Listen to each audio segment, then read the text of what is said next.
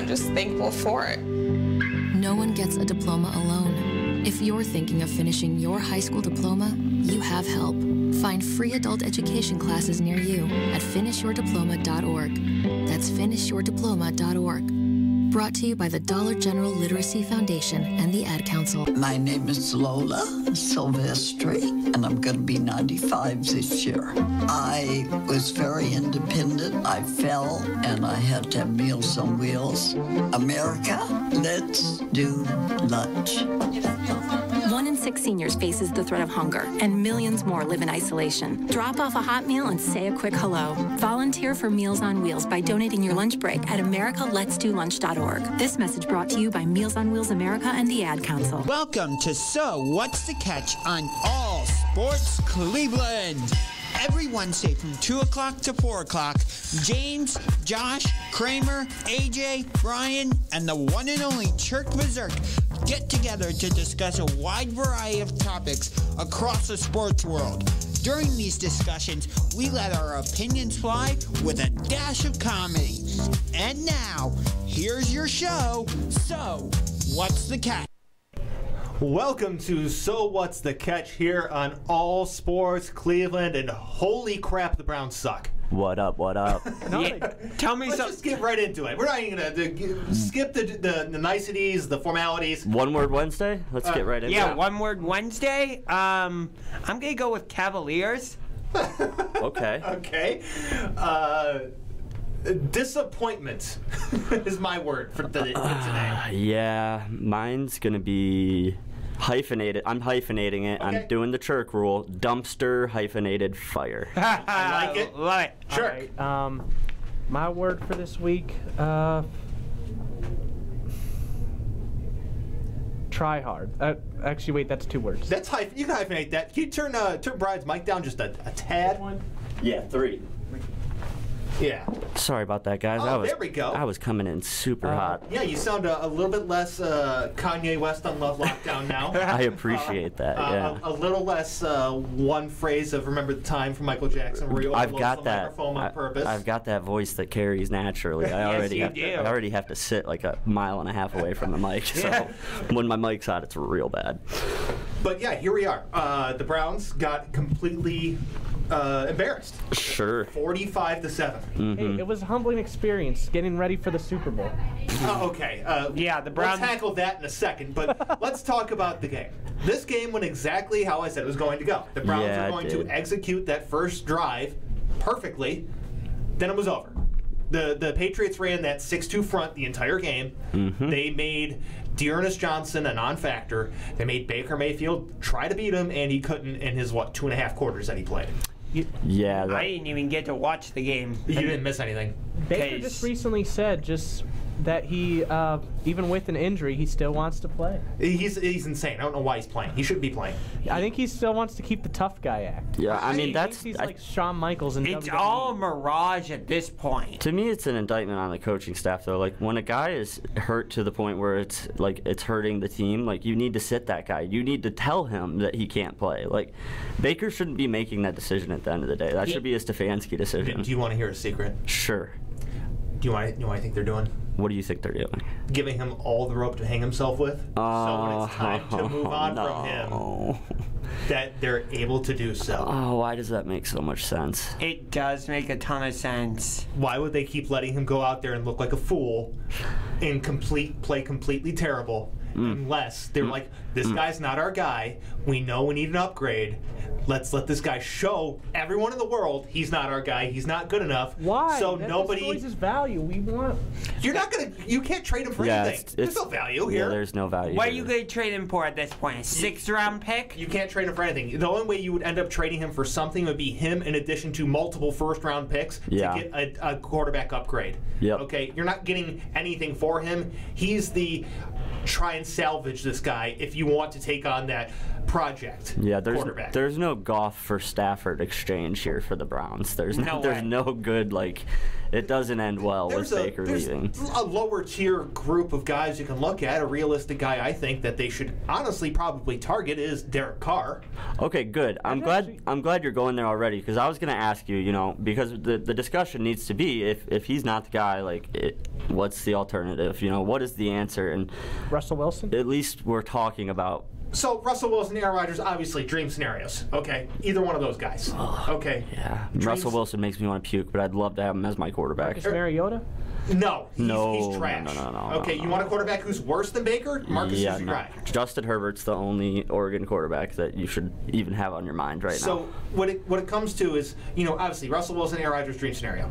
But honestly, your next tier of guys you need to look at would be, you'd start off with Derek Carr, okay? Because I like Derek Carr. The Raiders owe him 0 in dead cap next year. Right. So he's much more movable than somebody like Matt Ryan, who the Falcons be on the hook for $40 million next year. I don't think the Raiders want to trade Derek Carr, though. But they just are going to have a new coaching staff. They may have a new general manager. Lucky it may for be us. time for a franchise refresh, which means kind of blow some stuff up. Right. Close the door on some guys who are over 30. Derek Carr is 31 years old at the end of next year.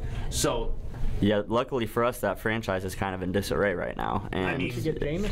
Welcome to Vegas. This is the time when you poach a player from a team like that, though, is when they're going through something like they're going through.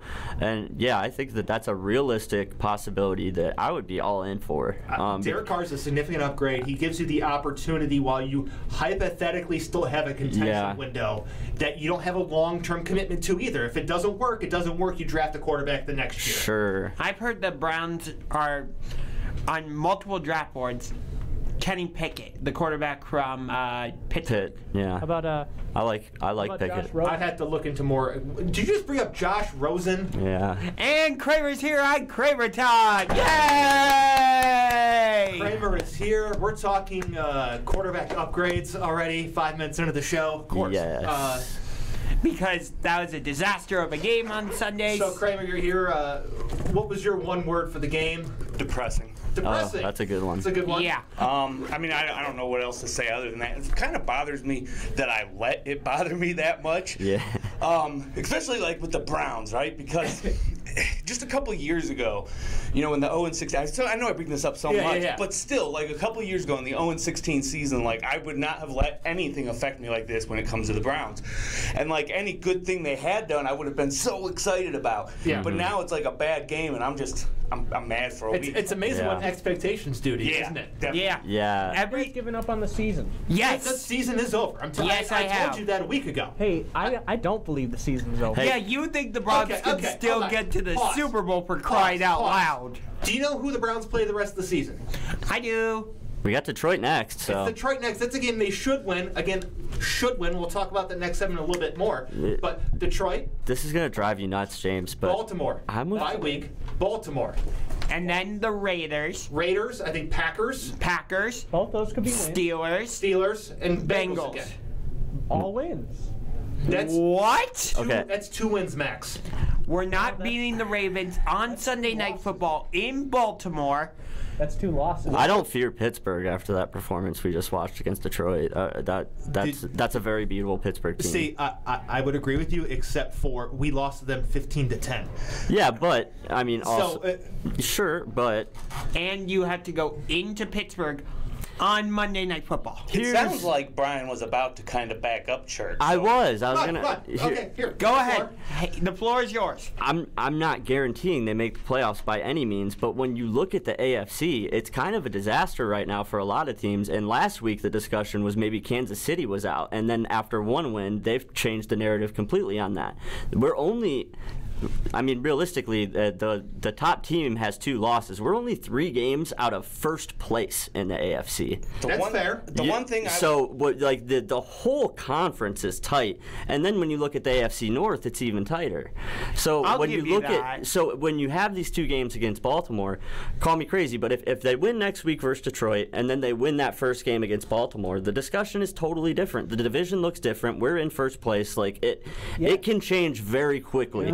I'm not saying that I think that it will, but it's still it's a realistic, like, it's all in front of them is my point. It is all in front of them. It could possibly happen. That's all I'm saying. But I think the chances are very. It's in the realm of possibilities. I won't acknowledge infinite. Yes, However, I'm saying with football and how topsy-turvy things have been and how tight everything is, that it could happen. It wouldn't be the craziest thing if this team ended up with a wild card spot. Let's go to the Super Bowl. We actually have a better chance. That would be pretty wild. I think we have a better chance of winning the division than getting a wild card. Realistically, it's going to be the only way they get it. Yeah. But the division is super tight right now, and if they get those guys, I mean, we're without Chubb and Hunt right now. So and Hunt's not playing this week, and Chubb is doubtful as well. Right, but when those guys come back, it can be a different-looking team. We saw this team. I mean, look at the team that played Cincinnati, and when we came in here, and how high we were on them after that performance. Things change in the NFL week to week, and they could change very quickly, especially with injuries and what have you. Lamar Jackson goes down for the year. Ben Roethlisberger's out right now. If he stays out or if something else happens to him, like this division could be won with a pretty crappy record, in my opinion. It can be. Honestly, I think this division went from a lot of people considering the best in football. It's the worst. This division is the absolute worst in the NFL. I'm sorry. And that just kind of speaks to what Brian said. That's my point. I mean, and that's fine, but if I'm looking at the other quarterbacks in the division, outside Mason Rudolph, because he's trash, we have the worst starting quarterback. I agree. That's 100% true. But I think the rest of the season for the Browns is going to depend on who gets healthy when and some of the decisions they make going forward. And obviously they haven't made the best decisions yet. So, thinking history repeats itself, they're probably not going to make the best decisions going forward. Yeah. But if they kept Baker out of the next couple games, let him heal. At this point, I would rather have Keenum out there. Yeah, you got 3 different injuries, bro.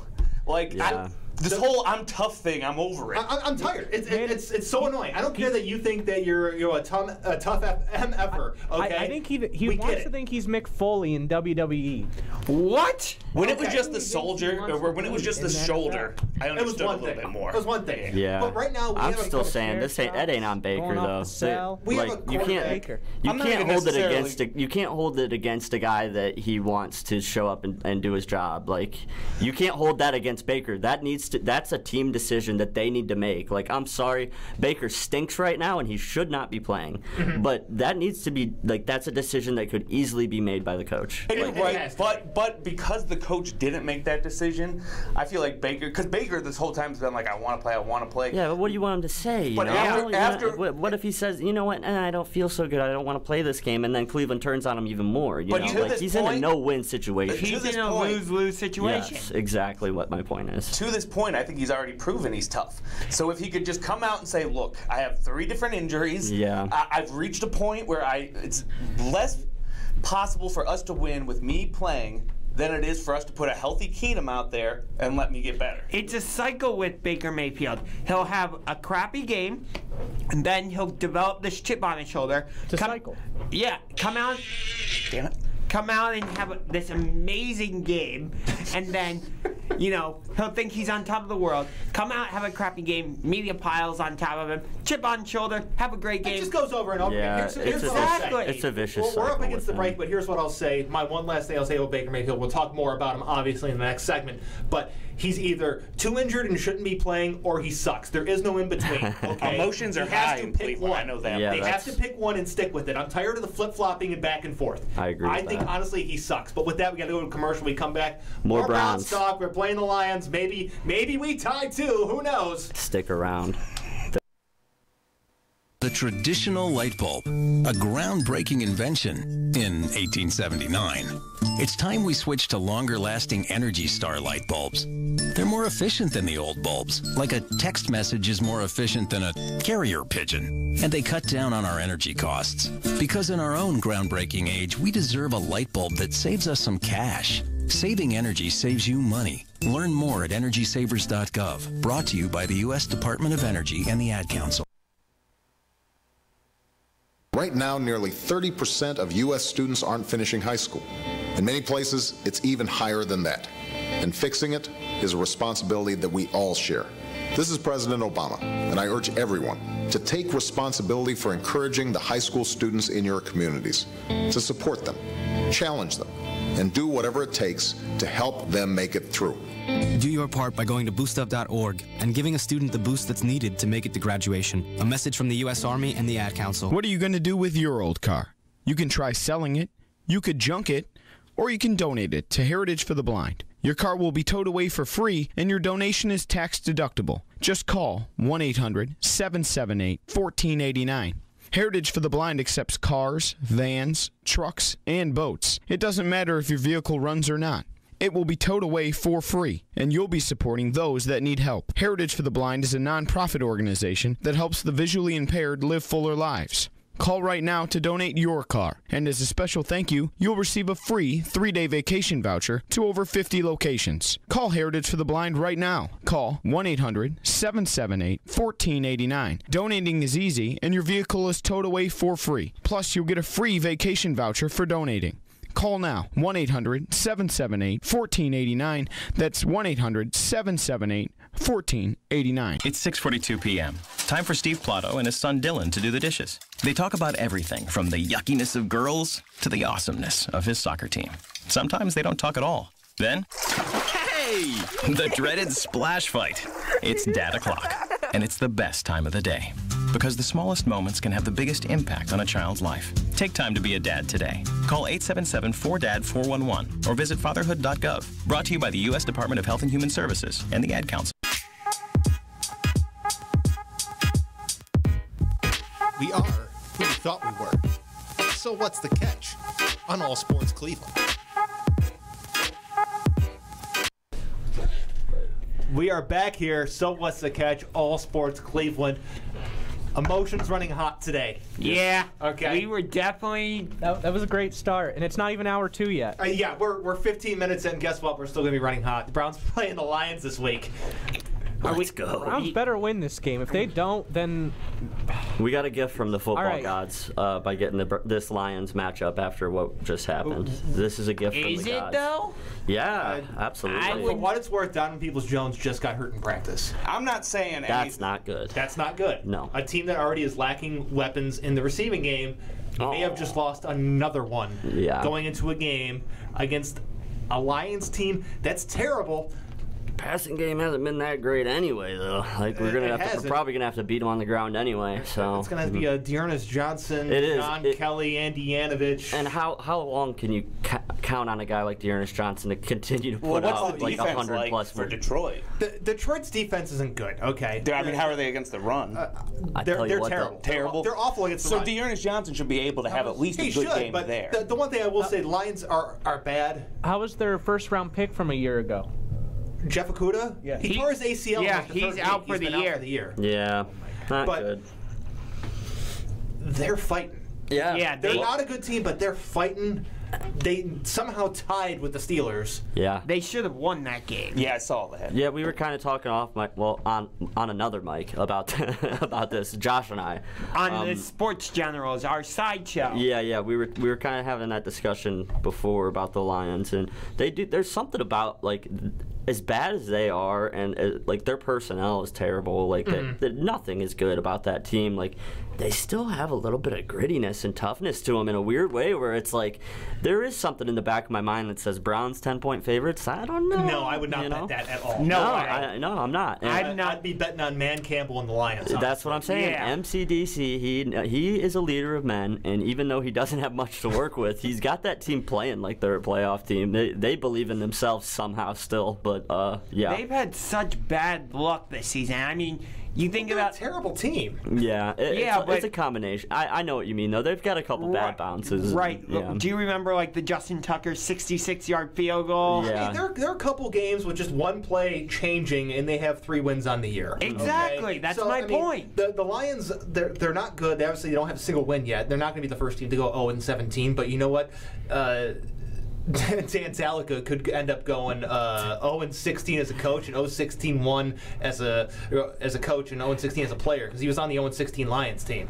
Wouldn't that be something? That would be interesting. And the other interesting part of that is they would still technically be better than the 0-16 Browns. Because they would have the tie. They at least have the tie. Yeah. But anyways, still smiling about Dan Talica. We worked in 5 different We called him MCDC, Motor City Dan Campbell, ACDC reference, and then we got Dan Talica as Metallica. Man Campbell, Dan Terra, Dan Talica. There we go. We are on this show. We are great at referencing pop culture. So just back to the point I was making earlier, ESPN. Because I'm looking up the headlines. I always do this before we start talking about this. I just looked up Cleveland Browns, and a headline from an hour ago, ESPN. Cleveland Browns, Baker Mayfield says it's the most beat up he's ever been in his NFL career.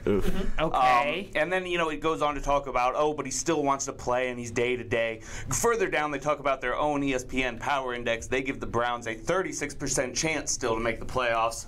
Give that, whatever for what it's worth. I think it dropped 20% over the past week. It definitely has. Yeah. Well, just like in the past week, I've seen such a change in the perception of the Browns. It's crazy. After the Bengals win, there was a YouTube meme that was going around, NFL memes, that was saying basically who the good teams were and who the jokingly good, not so good teams were, and we were ranked as a decent team. And then this week we're ranked as team that needs a better QB, and that's kind of I've seen that meme. I mean, here's what this should be telling you. When you see the extreme of this team's good, this team's terrible. You know what they are? They're right in the middle, and they're just kind of average and honestly a non-factor. That makes sense. Brian, you got my back on this. Partially. You just said to me, and he. No. I do have your back on the Browns still being alive. I do have your back on that. The Baker situation, though, is bad. I mean, let's be real here. He said his leg went numb in the game this past Sunday. Yeah. Okay. And we're facing a team that likes to bite kneecaps. Yeah. So not good. Quite literally. Yeah. You think we should bring back Bruce Gronkowski? Has he played in the last decade? Not that I know of. So, who scares you on the Lions offense? Is it just T.J. Hawkinson and that's it? Yeah, it's T.J. Hawkinson because we can't defend any tight ends ever. Yeah. Ever since the Browns came back since '99, the opposing team's tight end has a banner day every single game. It's ridiculous. I don't understand it. I never will. So yeah, you actually do bring a good point. We can never guard. We've never been able to defend the tight end. So fantasy football advice for anyone who's listening: start T.J. Hawkinson this week against the Browns. There you go. That's a must start. Yeah. In all formats. Must start, all formats. Yes. Yeah, probably. You're right. T.J. Hawkinson's going to have himself a good game. Jared Goff might even play. They're going to some guy I've never even heard of. Yeah. And you know what the backup quarterbacks love? Tight ends on dump-off passes. So he's going to have 10 catches for 70 yards. Yep. So he's going to have a day. Looking back through these headlines, something else I just noticed from Tuesday, Jarvis Landry starting to get a little frustrated now, too. Can I tell you a secret? He's been frustrated for a long time. This is just the first time he's said it on record. It's the first time he said it on record. The first time he's been public about it. And that's a little worrisome for me, too, just because they had that connection, for so long in the past couple of years, but this year it hasn't been there. Myles Garrett was even calling out the coaching staff. Well, I saw multiple people. Myles Garrett's been doing that the entire year. Maybe Myles Garrett should guard T.J. Hawkinson.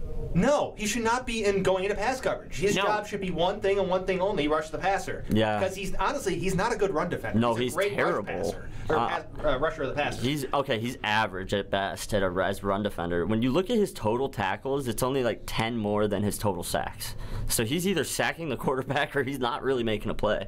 It's not accurate. I'm sorry, but that's the truth. You're not wrong on that. It's either he gets a sack or you're just is Myles Garrett on the field? I can't find him. I mean, let's be real here. If it's a run play that's not in his direction, I don't want to say he mails it in, but I'm not saying he doesn't mail it in.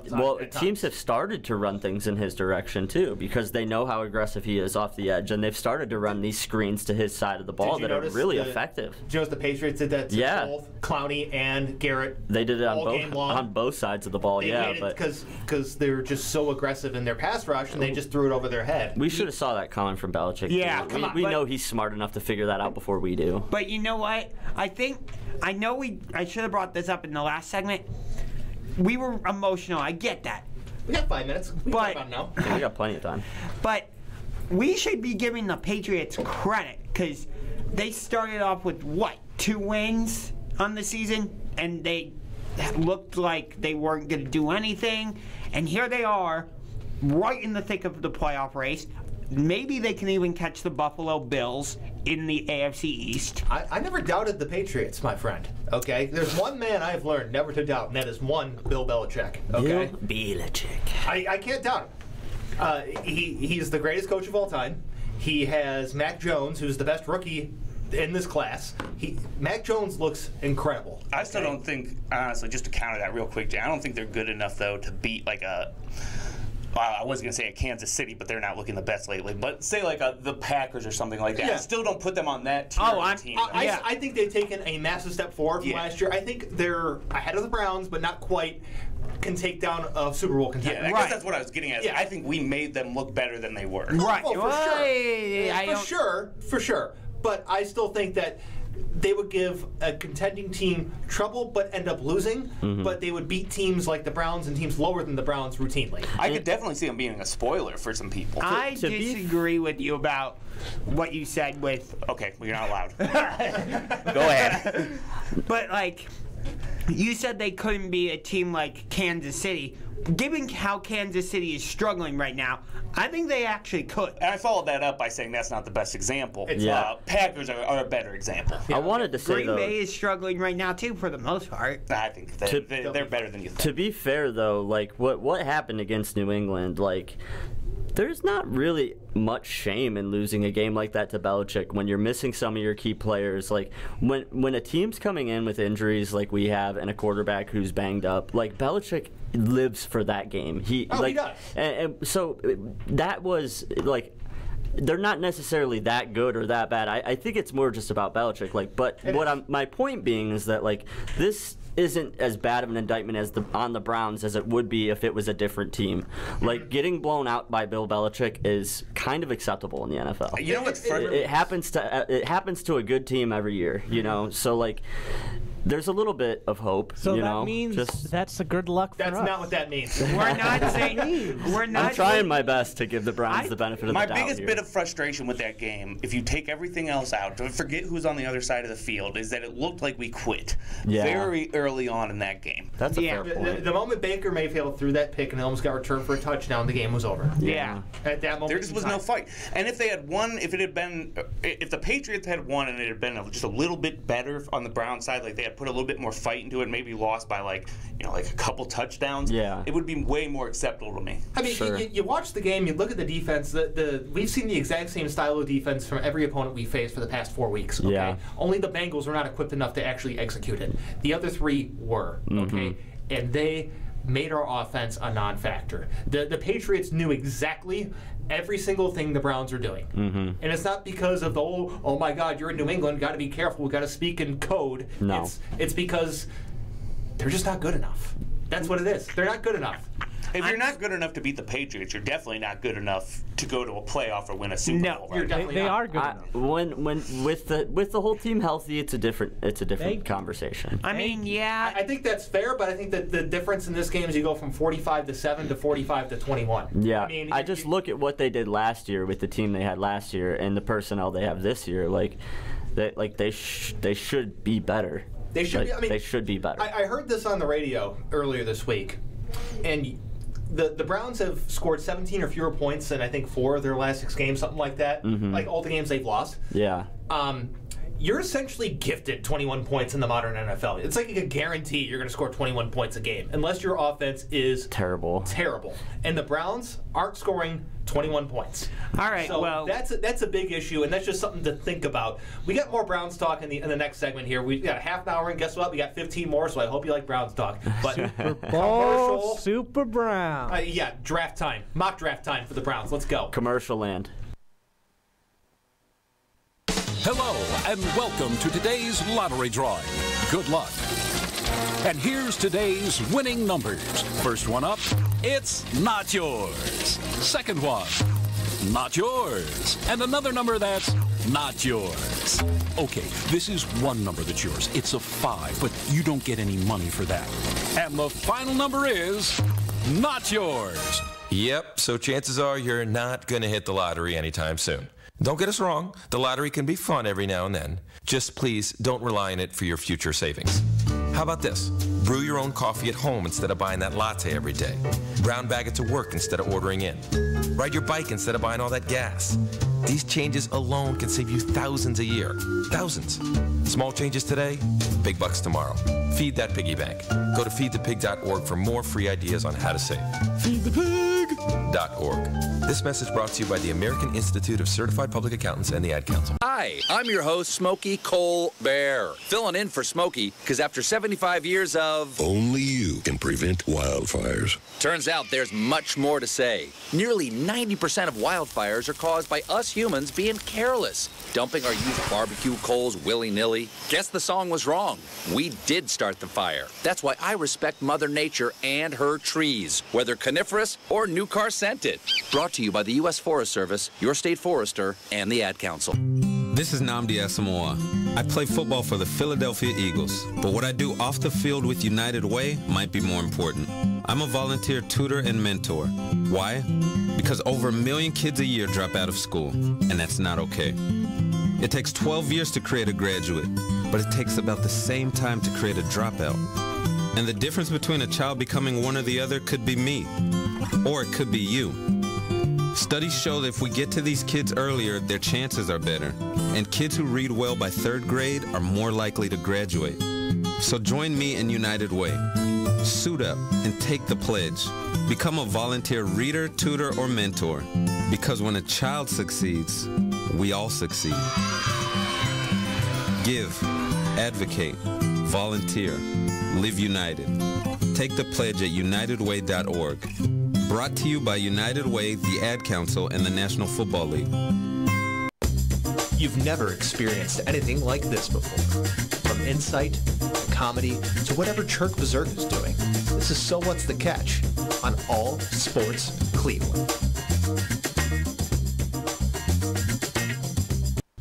That was a little bit funky. I like it. I like that one. We're back here. So What's the Catch? All Sports Cleveland. You heard it. Yes. But one thing I wanted to mention about the Browns offense, a reason why they've been ineffective, is that the opposing defenses have basically figured out how to stop them. Mm-hmm. It's take away the rollouts, the designed rollouts, the play-action rollouts. Baker Mayfield can't pass from the pocket. We are awful at it. We are a very one-dimensional offense, and it's frustrating because here's my thing. And we were going to talk about it in this segment anyway, so I'll just bring it up now. What's the point of having an offensive coordinator on your coaching staff if it's the head coach calling plays? Because the offensive coordinator designs the plays, designs the concept, the coach calls the plays. Yeah, it's more of a decision-making thing than a design or scheming thing. I've just never understood that. Like, if your head coach is the one calling the plays, why have the... I'm actually kind of with Josh on not understanding it, but the way you explained it makes sense. Yeah. He's there to design the concepts, to evaluate, to have more information on things, to give the coach the best amount of data to make his decisions. That makes sense. I do wonder though, like if that maybe could be something they would look at making a change for. Yeah. But if you're taking play calling ways from Kevin Stefanski, you might as well just fire him. Honestly. Yeah, because that's what he's there for. No, he's there for the offense. He's there he's not for the there offense. for the defense. If you're not going to have Stefanski call plays, fire him. Yeah, I'm 100% with you. Yep. And you want Van Pelt to call plays. You know what I'd really like to do? I'd like to keep him on as an offensive coordinator. You think so you're going to demote him? Yeah. But I know he's not going to accept that. I'm just saying. I'm ready. So, what if we, as offensive coordinator, we get Hugh Jackson back? Oh, no. Good Lord. Okay, I'm not suggesting... We should do it. I know you're not suggesting that, but I'm just telling you that you might as well do that if you're going to have Alex Van Pelt call plays. Would that be a good idea? No! Are you concussed? What? Hugh Jackson is terrible at everything. One of the worst football coaches of all time. He was arguably, since our return in 1999, I would say he's up there as one of the worst. He's not up there. He is the worst coach we've had. I'm gonna have to first give of all, that. he is the worst coach we had. He's the worst coach of all time. Period. Yeah. Period. There's a reason he's not you.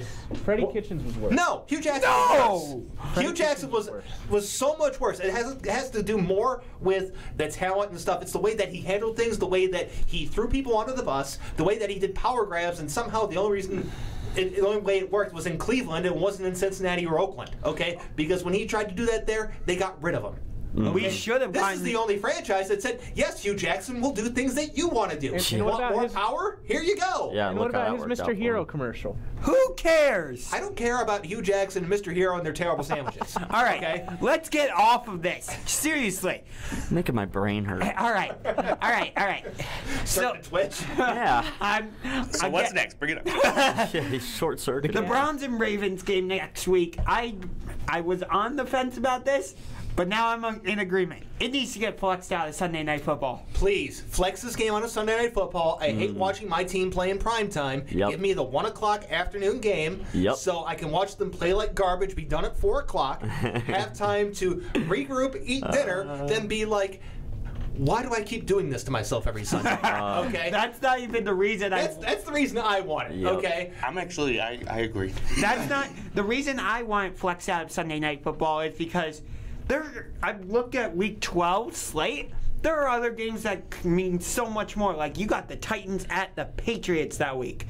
That could be a big game. So I'd like to see that game get flexed into Sunday Night Football. I'd have to look at the schedule, but there are better games. This is a divisional game, and the division is tight. It has more weight to it in that way. I think the Rams play somebody good that week, if I remember correctly. When you look at the picture in the AFC, though, yeah, you are right that it becomes an important game. Yeah, for sure, especially in the division, and when you have back-to-back games against them. Like I said, you win both those games, the whole division looks entirely different. It definitely does, but that's a tall order. Yeah, for sure. But at least they got a bye week in between the two. You know, that they're going to have as much time to prepare for that second game. You know, I kind of like the thought of them playing them 2 games in a row. I mean, if you can get some momentum out of that first game, definitely. Right. Yeah. You have the Steelers at the Bengals. That game's not likely to get flexed in. I think the Rams play somebody good. Who the Packers. Rams-Packers. That's Sunday Night Football. That sounds like it. If the Browns is Sunday Night Football. If the Browns split the pair with Baltimore, then I'll still have a little teeny tiny bit of hope left for the rest of the year. Obviously, they have to win this week before that, but if they win this week and they win that first game, things are going to look a lot different, and I think we might be having a little bit different of a conversation. I'm glad you brought that up because I think I said this on the Sports Generals before we came in here, but I'm a little bit concerned that the Lions are 0-8-1. They're a sleepy team, so the Browns are going to look ahead past the Lions and look ahead to that Week 12 Sunday night showdown in Baltimore. See, I'm not buying that. Yeah. Here's why. They just got blown out. They don't get to look ahead to anybody. They have to watch that tape. They have to go in and watch that tape the next day. They're going to be focused as the Browns are in win every game mode. Okay, it isn't like looking big picture. It's we have to win this week, and how are we going to do that? Yeah, because are we going to have our running backs? Are we even going to have who's supposed to be our starting quarterback playing? Right. It's not about looking forward to the Ravens. Whether we think they're done or not, everybody in that locker room still wants to get to the Super Bowl. You know what I'm saying? So, this is a must-win game. I don't think they're looking ahead of the Detroit Lions at all. I think they're looking at this as, if we lose this game, our season's over. Flat out. I think that's the attitude they have. Because it is, yeah. I don't think it is. If they lose to the Lions, it's over. Yes, it is. You're back under 500. No. I don't want to hear I don't want to hear any Chirk Berserk number game. Okay. If they lose this week, it's officially done. For 2 reasons. James, I'm going to agree with you for 2 reasons. Number 1, you're a game under 500 at 5-6. Number 2, you just lost to a winless team. Yeah, a bad winless team. A bad winless team. And honestly, this game's more losable than people think it is. The Browns should not be favored. It's losable. But back on what Josh said, I would agree with you if the Patriot game had gone the complete other way. That's right. Fair. If it had been a blowout in Cincinnati, then a blowout against the Patriots, then we would have got a little cocky. Yep. But there's no reason to be cocky right now. We have no cockiness. It is tail between your legs time. And I mean, and look at the press releases and the quotes that are coming out from the locker room. Everybody's kind of pointing blame every other which way. They know that there's an issue. Yeah, I mean, this is classic Browns right now. That's what this is. This is the season is not going the way they thought it would, and it's time for quotes in the headlines time. That's what it is. I mean, it's how it's playing out so many times. This is 2019 all over again, my friend. I was just going to bring that up, so I thank you very much. Whoa, you think it's 20? Chirk, I'm taking the floor on this one, sir. No. All right? That was awesome. All right? Hold on. We'll let you go as soon as he's done. But okay. Let's let Josh go. All right. In 2019, the Browns acquire Odell Beckham Jr. They hire Freddie Kitchens as their head coach, right? After everything that he did to end the season with Baker. And we do all this other stuff. I'm just kidding. That was the best thing ever, but okay, go That ahead. was great. And they get all these expectations. We're on 4 primetime games, okay? And what happens? We go 0-4 against the NFC West, 3-3 against the division, 3-1 against the AFC East, 0-2 against the teams that finished in 3rd place in our division, and we went 2-2 in primetime. You add all that up, 6-10, failed expectations. I don't think we're going to end up anywhere. I don't know, man. Even without, I don't think we'll go to the playoffs, but we're going to have more wins than we did in 2019. Yeah. We'll have more wins in 2019, but I think we're going to have more losses than wins. No. Yes. I feel more like a 500, but we can't make 500 anymore. Unless we tie, we can't go 500. Yeah. Now you lost me.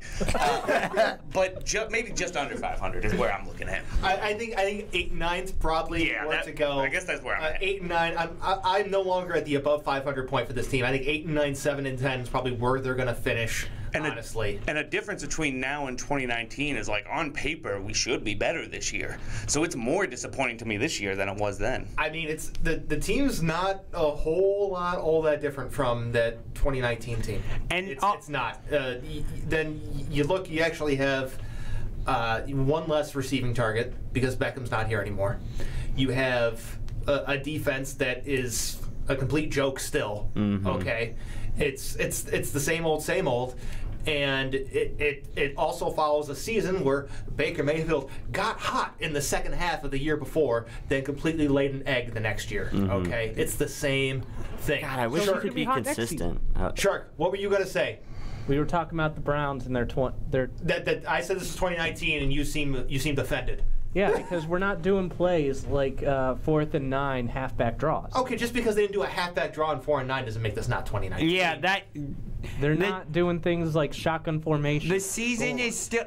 The concept is still the same. They do that? They did do that against the Patriots. And it's almost worse to me, Chirk, because at least in 2019, we could point at what the problem was and say, look, we just need to get a new coach. Here's the problem is, like, our identity is our running game, and it's Nick Chubb and it's Kareem Hunt, and they're not here, you know? Like, we're missing our entire identity, like, on offense is gone. Yes, but according so it really it's different in that way. At least, you know what I mean? Like, I get what you're saying. I don't know. Yes, but according to James, we need to get rid of Kareem Hunt. Sure. Well, I'm saying having 2 guys healthy, whether it's Hunt or Johnson, same thing. Chubb and Johnson healthy, or Chubb and Hunt. You know, either way. But without Chubb, without Chubb, it doesn't work. It doesn't work exactly. My grudge against Kareem Hunt is because I don't like him as a human. I don't like him as a human being either. So I think he's an amazing player, but again, agreed. He's very productive. He's obviously the beta running back of the 2. Yeah. But I don't want him on the team because I don't like him as a person. He's a trash human being. And you said also you don't think he's a good fit schematically. He's not. Yeah. He excels at running in gap scheme, where Nick Chubb excels in running in zone scheme, and they're better at zone than they are at gap. And James, you're usually better at, like, understanding where people's contracts are at and how that looks. So if we let go of Kareem Hunt, does that, obviously free us up to make some better deals elsewhere? I would have to look at the dead money that we would owe him. I don't know how much, if any, that we were owed, but he's only under contract for 1 more year after this year, I believe. Yeah. So I can't imagine that they're on the hook for a whole bunch of money. Right. I'm just wondering if it's something that they'll probably do, or should we expect Hunt to be around another year? I wouldn't be surprised if Hunt's gone next year, but honestly, we're probably stuck with 1 more year of Baker Mayfield. And after that, it's change of scenery time for him and the quarterback here. But we got to hit a break, and we're going to have a little break from Browns talk for a minute, because we're going to come back. We have some NBA talk. So stick around. Basketball coming up next. Hello, and welcome to today's lottery drawing. Good luck. And here's today's winning numbers. First one up, it's not yours. Second one, not yours. And another number that's not yours. Okay, this is one number that's yours. It's a 5, but you don't get any money for that. And the final number is not yours. Yep, so chances are you're not going to hit the lottery anytime soon. Don't get us wrong, the lottery can be fun every now and then. Just please don't rely on it for your future savings. How about this? Brew your own coffee at home instead of buying that latte every day. Brown bag it to work instead of ordering in. Ride your bike instead of buying all that gas. These changes alone can save you thousands a year. Thousands. Small changes today, big bucks tomorrow. Feed that piggy bank. Go to feedthepig.org for more free ideas on how to save. Feedthepig.org. This message brought to you by the American Institute of Certified Public Accountants and the Ad Council. Come on down to Guitar Center. Come on down to Guitar Center. Come on down to Guitar Center at 5800 Mayfield Road in Mayfield Heights, because we have everything you need and more. We offer a large selection to choose from, such as acoustic guitars, electric guitars, and keyboards. We even sell audio interfaces, studio monitors, mixing consoles, and much more. Whatever you need, we have at Guitar Center. Check us out at 5800 Mayfield Road in Mayfield Heights. We have our special The Beat Never Stops Big Bang sale going on now through July 28th. Save up to 25% on drums and percussions. 5800 Mayfield Road in Mayfield Heights. Don't miss out on your chances. If you prefer shopping from home, no problem. You could call 440-461-0300 right now for a secret deal. That's 5800 Mayfield Road in Mayfield Heights. Are you and your family ready to wear the hottest designs in the game by the best black designers in the game? Then look no further than Ravenella.com. Ravenella.com is for black people, by black people, and run by black people. Get the hottest designs for you and your whole family and know exactly who you are buying from. So are you ready to support a black business and stand out? Then go to Ravenella.com for free shipping for your first purchase. So get your whole family looking fly via Ravenella.com. All black owned fashion is on Ravenella.com. We feel a lot like Rodney Dangerfield because Cleveland gets no respect. Oh well, welcome back to So What's the Catch? All right, we're back. So what's the catch? We're taking a break from football just for a moment. Little palate cleanser. Palate cleanser is a good way to put it, but we're Take talking, a breath, mint. We're talking Cavs. The Cavaliers. All right. Okay. I need a minute before I entertain you. Evan Mobley did get injured, so. All right. So here's what I'll say. Here's what I'll bring up. Set the table for us here. So the Cavs, they are 9-6 on the year. Fourth in the Eastern Conference, I believe. They are about to play in order: the Nets, the Warriors, the Nets, the Suns. Currently, these are the guys that are injured: Evan Mobley, Colin Sexton, Lauri Markkanen, Lamar Stevens, Jared Allen. Kevin Love, return is probable for this evening. Okay, and with Kevin Love back, that means he's going back into the starting lineup because they don't got anybody else. No. Does that mean a loss? Yes. I think by the end of this stretch, if all these guys continue to be out, which they're supposed to be, you're going to lose all 4 games, and you'll be 9-10 next Wednesday. No. Yeah, I don't like the sound of that. So just playing the devil's advocate, if that doesn't work out like that, and they come out with, I mean, I don't know much about basketball, but they win more than they lose. I don't know. You know more than you give yourself credit for. Yeah, you do. Do you believe in the team more if they come out with a winning record? Yes. If they come out 500, so 2 and 2 would be a miracle. I'd be ecstatic. I'd be ecstatic about 1 win over this because you're playing 3 really good teams in 4 games.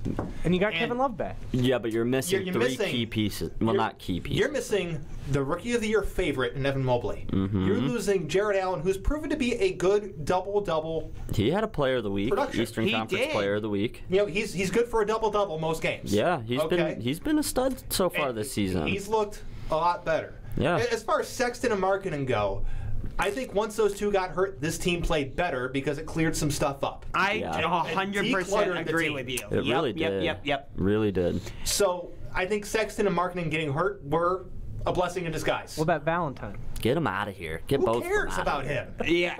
I mean, he's only here because we're doing a favor to Tom Izzo for some reason. Yeah, I don't understand why he's on the team at all. Yeah, Denzel Valentine made some shots that helped us win the game. When you take 1,000 shots a game, you're gonna make a couple. Yeah. Sounds like Colin Sexton. That dude But anyways, shoots. Not afraid to shoot. Darius Garland, he's good. Okay, I like Darius Garland. Ricky Rubio's had a really good season, but I'm looking at the guys in this team. I'm like, who is gonna do anything that is going to make this team score the more 80 points a game? That's the thing. I don't know. Where is the offense going to come from? Darius Garland's fine, but he's like a third option, okay, on a good team. With hopefully Evan Mobley being the number one, you find yourself on number two.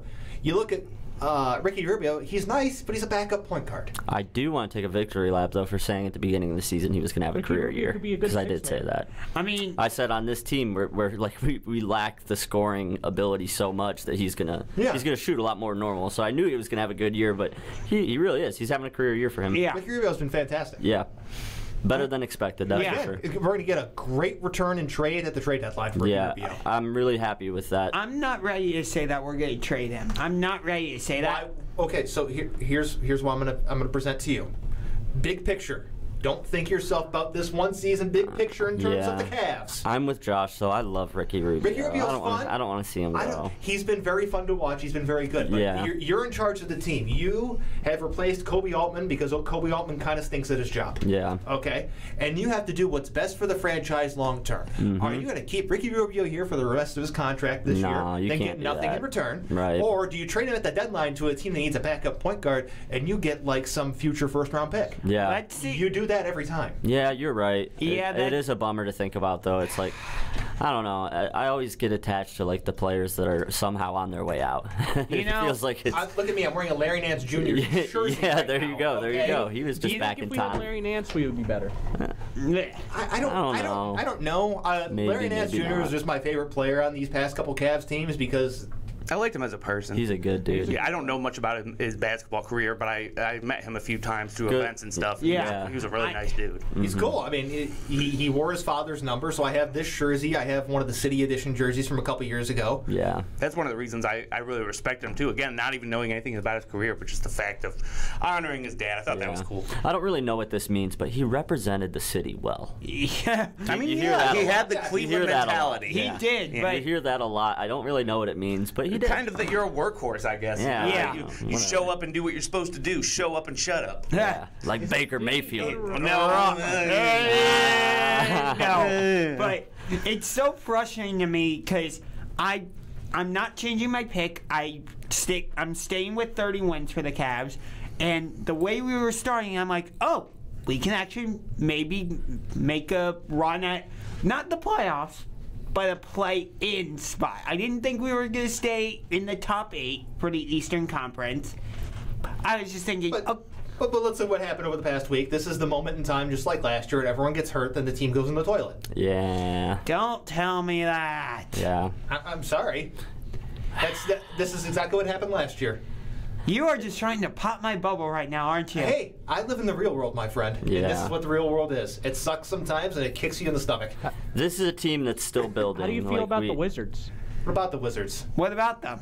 Aren't they playing pretty good? Yeah, they're the top team in the Eastern Conference. How did they go from the worst to the best? It's still early, Cherokee. Yeah, they're not the best team in the East. Yeah. Milwaukee. I want to believe you, but no. Okay, let's talk about some non-Cavs news. Let's see what we got here. Oh, Staples Center, no longer be Staples Center. Yeah. Crypto.com. They're called the Crypto. Crypto.com Arena. Mm-hmm. I saw a lot of people getting mad about this, being like, I'm going to keep calling it Staples Center. I'm like, you're still calling it a corporate name. Yeah, like, why are you on regardless of that point. That's so stupid. Well, I always was confused about the Jacobs Field thing, too. Like, why are you, like, so loyal to, like, the Jacobs family? You know what I mean? Like, this never made sense. For me, okay, so I can actually speak on the Jacobs Field thing. For me, it was because when I grew up, At least it's not a corporation. Well, being like 3 or 4 or 5 years old, that was just the name I knew it by. So it sunk in. Like, it was, for me, it was a nostalgia. Yeah. I'm better with that one than I am people being upset about Staples. It's like it's a corporation. It's like what, 20-something years old? It's not that old. It's not like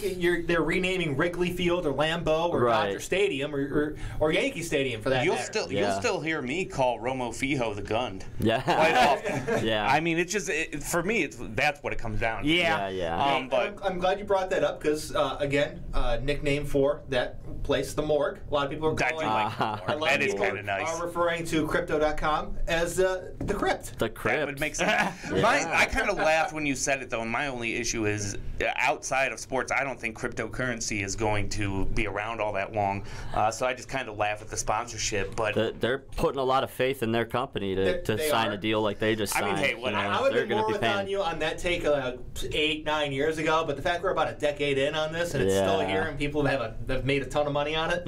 I'm no crypto person. I'm not into the NFTs and crap. Yeah, this is. I mean, I would honestly, have to really I don't fully understand it because I haven't really looked into it. And I tried to. I'm just like, this is like hieroglyphics to me.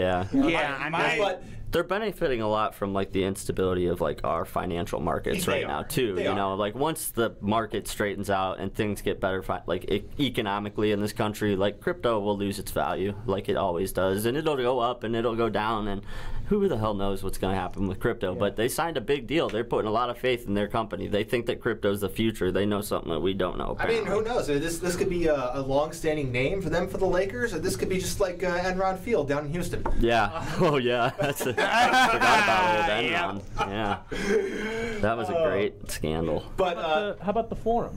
What about the Forum? What about it? The Clippers wanted to go back there. Yeah, but they got their new stupid stadium that they're calling it something stupid and playing somewhere stupid. Yeah. I want the Forum to be back. The Forum still exists. They have concerts there, but I mean, they're not going to play basketball. The UFC has basketball back in the Forum. The UFC has done pay-per-views play at the Forum. We need NBA basketball. It's not going to happen. The facility's not good enough, man. Yeah, you gotta stop living in the past, dude. All right, it just has its own feel to it, like some of those historic stadiums. All right, let's move on. Okay, let's go with Eastern Conference contender, more legitimate. Yeah, the Heat or the Bulls? I would say the Bulls. I'm with the Heat here. I'm going with the Heat. Yeah.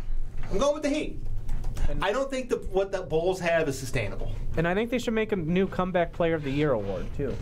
What do you mean? What? I thought they had one. Why don't they just call it the Comeback Player of the Year? They have Most Improved. They have a comeback. They have a Comeback Player of the Year. I thought they had a comeback player. I thought they did too. Yeah, I'm pretty sure. It might be one of those stupid unofficial awards. Yeah, it could be. And we digress. Yeah, but I'm going with the Heat over the Bulls. This is a more legitimate contender. Yeah. I don't see. I think the Bulls have some nice pieces, but I don't see them being good enough to make the necessary steps that I think the Heat can. Okay, I have more faith in Kyle Lowry and Jimmy Butler than I do in Lonzo Ball and DeMar DeRozan. I like the chemistry that the Bulls have, and Lonzo is actually finding his stroke now, and that's partially because he doesn't have his dad like rolling out the red carpet like, look at my son. Yeah, because he's hanging out with the better kid. Yeah. He's hanging out with LaMelo. Yeah. The one that's actually good. Yeah, he ditched the one that's in the middle of the road, which is Lonzo. Potential MVP. Yeah, D'Angelo's doing whatever, and he's with LaMelo. Yep. Yeah, but how about Kobe White? What about Kobe White? I wasn't even going to talk about. Why do you do this all the time? It's You're just like, what about this guy? What about a random person? Jeez, hey, what about Flip Murray? Yeah. Kobe White, though. What about DeJuan Wagner? The reason I brought up Kobe White is because I think the Bulls with Kobe White back in. You think that will help? He's their backup point guard. Lonzo, their starting lineup is Lonzo, Levine, DeRozan, Patrick Williams, I think, is their starting power forward. And he hurt though? But what you guys are all forgetting though is what about John Madden?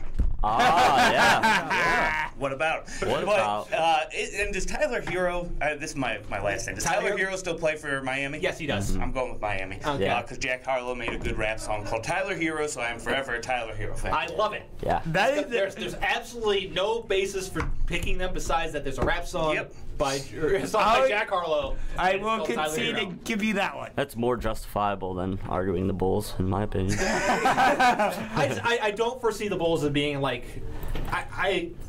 middle of the road playoff team at best. Yeah. I think they're probably lower than higher. But we'll find out more as the season goes on. But we got to take a little break. When we come back, it's hour 2. Things get weird, and oh boy, we're starting off with a weird topic. It's Odell Beckham Jr. in hour 2.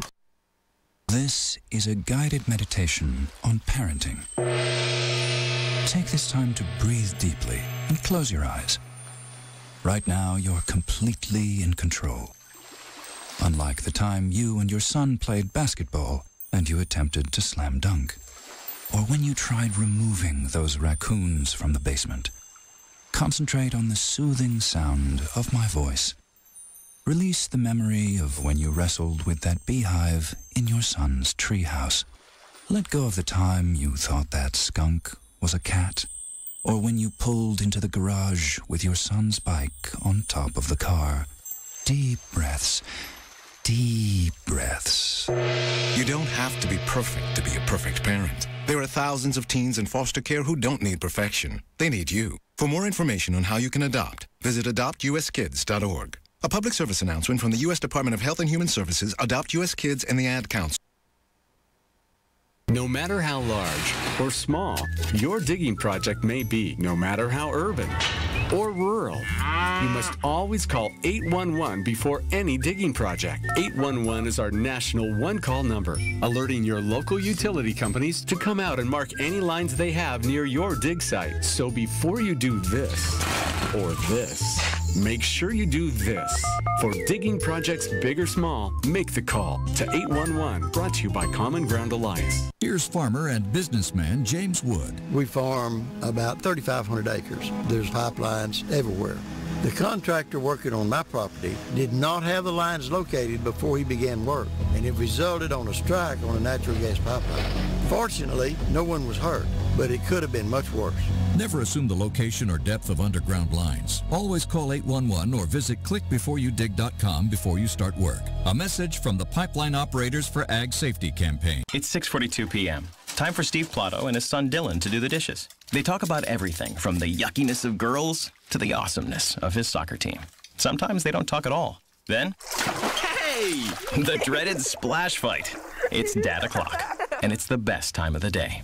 Because the smallest moments can have the biggest impact on a child's life. Take time to be a dad today. Call 877-4DAD-411 or visit fatherhood.gov. Brought to you by the U.S. Department of Health and Human Services and the Ad Council. Hour 2 on So What's the Catch is when things get weird. Here on All Sports Cleveland. All right, Shirk. Josh took off his sweatshirt. He's got a Memphis Grizzlies t-shirt on underneath it. Name a random Grizzlies player from franchise history. Strawmile Swift. Oh, okay. That's a good one. That guy was an underrated dunker back in the day, and I remember him doing that. He had bunnies, man. Yeah, nice. for sure. I went with Cherokee Parks. I went with Mike Conley. I went with Big Zach Randolph. Mike Conley's not a random player. Everyone knows Mike Conley. I thought you were going to go like Bryant Reeves, Big Country. Yeah. No.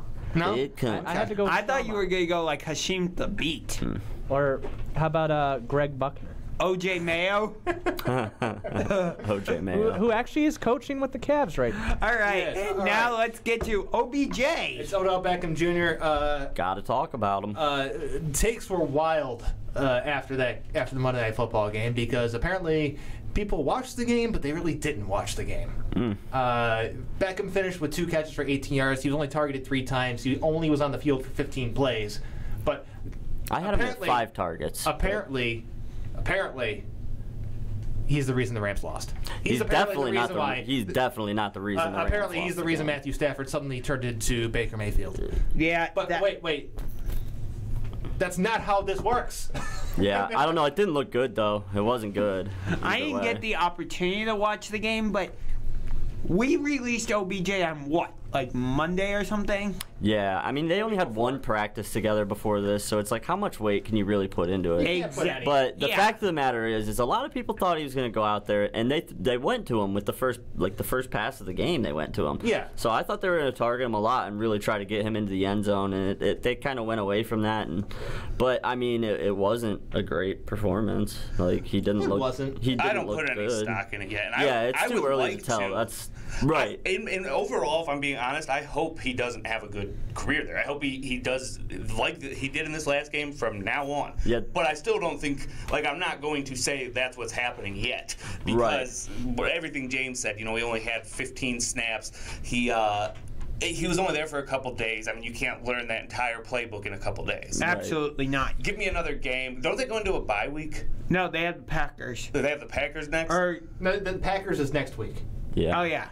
I don't know. He has time to grow some chemistry. So the next game is when I would really start to grade him on, is what I'm getting to. Yeah, I think it's too early to tell for sure, but I honestly thought he was going to have a big game. I thought he was going to go out there and play well. Yeah, this week is their bye week. I thought...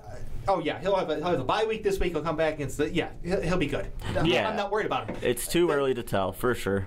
The way I look at it is that he went from one team in the Browns to another team in the Rams, who run very similar offensive schemes. The concepts are very similar. Right. It's not that different. The only real difference is the quarterback. Here's what we're going to find out is if he really is like a toxic guy, and we're gonna find out soon. It won't take long. Mm-hmm. You know what I mean? Because especially in Los Angeles. Yeah, exactly. The bright lights of LA, all of the attention is on that team and him right now. So it's not gonna take long to find out if the talk about him really being toxic is true, or if people have just been assassinating his character because they don't like the guy. Because I think there's a lot of people out there that just flat out don't like him, and they honestly, I don't know, they don't have realistic opinions of him just because they don't like him. You know what I mean? Yeah, you're right. And most of those people reside on Brown's Twitter. Okay? Correct, yeah.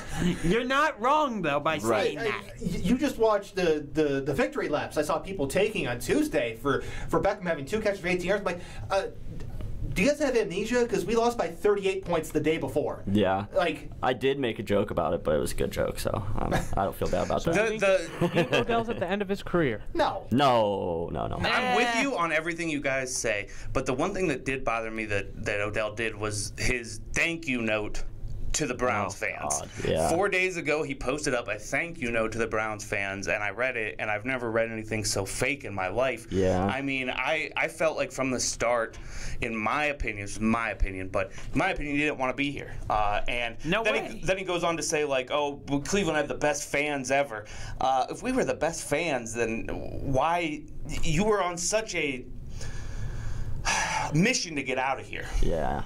I don't know. I just don't like it. I totally agree. It felt so fake. I don't even know if he was the one who wrote it, to be honest with you. You think Baker wrote it? No, I don't think Baker wrote it. Yeah. No, that's not what I'm saying. Yeah, I don't know. I think the book's still out on Odell, I think he's got all the talent in the world. He's so talented, There's no doubt about that. And this isn't just the Browns. I mean, didn't he have... he had problems like this in New York. Yeah, he did. But we'll see. His legs are gone, though. He doesn't look himself. Baker just writing Odell. Where are you going with this? If anything, it's Papa Odell Sr. writing Baker his might have notes wanted for to him. leave. That makes sense. Yeah. I think Baker needs. What is it with you and pulling up I'm video clips on your phone? The word is ADHD. Yeah. So I'm constantly looking at stuff. I can't stand to just be here. And yeah, it's hour 2. It's all hour good. 2. Things get weird. It's all good. Of course. Yeah, I know. I'm just asking. Point being, that's what happens. I constantly keep opening things up and looking at them, and I forget. Yeah, I do that. Like an ad auto plays. Yep. And that happens to me all the time. Part of our phones right there. James, let me ask you this. Are you at all concerned for the LA Rams? No, not at all. Okay. I think they have an excellent coach in Sean McVay. I think they have an MVP-type quarterback in Matthew Stafford. I think they have a fantastic defense. Yeah. And I think that the Rams will be perfectly fine. I still think they're probably one of the 3 teams from the NFC that you would pick to go into the Super Bowl. On paper, yeah, for sure. I mean, the Rams are trying to do what the Buccaneers did last year. Obviously not go on the magic carpet ride of going Washington, New Orleans, Green Bay, and being the 6th wild card team, but they're trying to host the Super Bowl play in the Super Bowl at their own stadium. Mm-hmm. It's LA. They're all in. Yes. Is what you're saying. Exactly. And if they don't get to the Super Bowl this year, it's a failure. Mm-hmm. Simple as that. Yeah. I agree with that. That's where they moved away from Jared Goff for Matthew Stafford for that purpose. Right. They went and they signed or acquired Von Miller. They went and signed Odell Beckham Jr. Those aren't moves for a team being like, we hope to make the playoffs. No, they're all in. Yeah. It's like put up or shut up time. I still have faith in the Rams. I still have faith in McVay.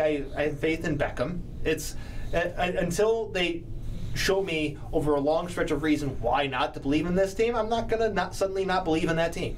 I've got faith in Stefanski. I've got faith in Chubb. I've got faith in God. And What did you say? I missed that. Nothing. I was just filling time. Probably could have used a little. That would have. You should have been on that. That, man. That would have been good timing for it. All right. So we do have a little more time to fill in this segment. So I thought it would be interesting to see. Oh, we have a phone call? I think we should bring in the. Hello. I'm interested to hear AFC North power rankings, where everybody thinks the teams are. All right. Simple. Ravens number 1, Browns number 4. I would put right now. Even though the Steelers have a better record, I would still put the Bengals at number 2 and Steelers 3. Done. I have the same as you. Browns, Bengals, Steelers, Ravens, Bengals, Steelers, Browns. I still think I got Browns at 1. Of course you do. Shocker. You also have them at 2, 3, and 4. No, at 2, I have. You know what? Since it is hour 2, yeah, they're on all of them.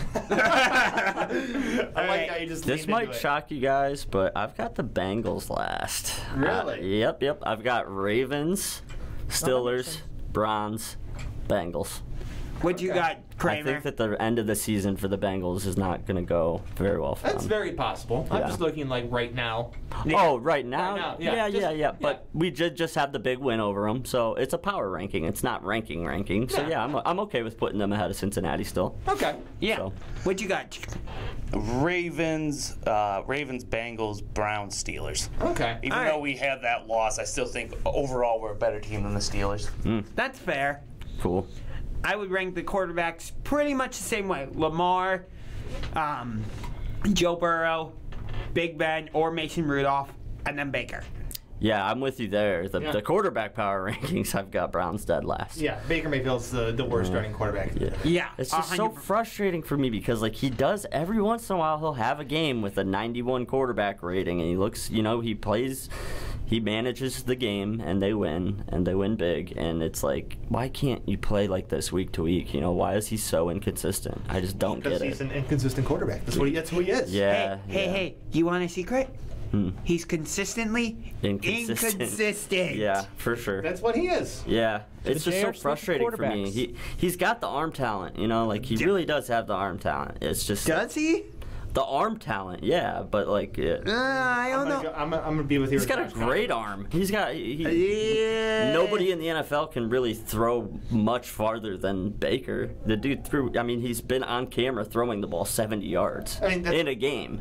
That's cool, but I'm looking more just the throw distance. I'm looking at throw accuracy, ball placement. He doesn't have that. He really does. But he does. But when he is on, he does. Like he has the ability to make those throws. What once a month? But that's not what I'm saying, though. I'm saying he has the ability to make those plays. He is completely capable of making all the plays that every other quarterback, arm-wise, is capable of making, in my opinion. When it happens so rarely for him, it makes me question: is it because of how good he is, or just happened to be having just a really good day that day? No, because I look he's at him, had good games. He's had good games. I'm agreeing with you. I'm just saying there's so many times I watch him. He's throwing behind guys, throwing above guys, throwing below guys. It was only 2 weeks ago that he led the NFL in quarterback rating. But you say he has moments, and when you talk about arm talent, that he can throw the ball and he can put it in tight windows. He's done it before. He can do it. He just doesn't do it consistently, is what I'm saying. He's consistently inconsistent. Yeah, that's why it's frustrating for me because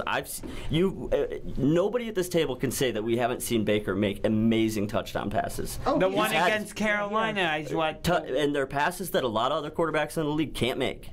Arm talent wise, he's got it. He can't put it together. He overthinks. He makes every play. He holds the ball. He holds the ball too long, for one. Yeah, and I don't know. It's like a mental thing or something because he does hold the ball. He can't read the field. Yeah. As much as people have tried, I'm with you on all of that. Yeah. I'm with you on all of that. As much as people has tried to push back and make this not an issue since even before we drafted him, he's too short. I'm sorry. Yeah, I'm willing to even say he's a bad quarterback. Yeah, but I'm saying arm-wise, like, the guy can make throws. Like, he just doesn't do it, and that's what's so frustrating. Someone compared him to Drew Brees. I don't know who did that. Besides the fact that he's 6 feet tall, he's got nothing in common with Drew Brees. No, you say like how Drew Brees struggled, and then if he moved to another team. But Drew Brees had elite footwork.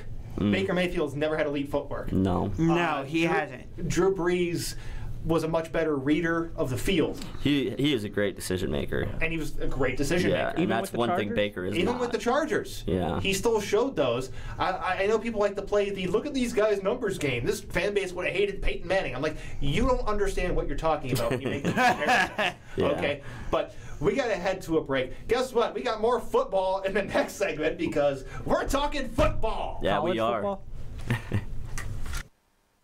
Friends die from drinking and driving.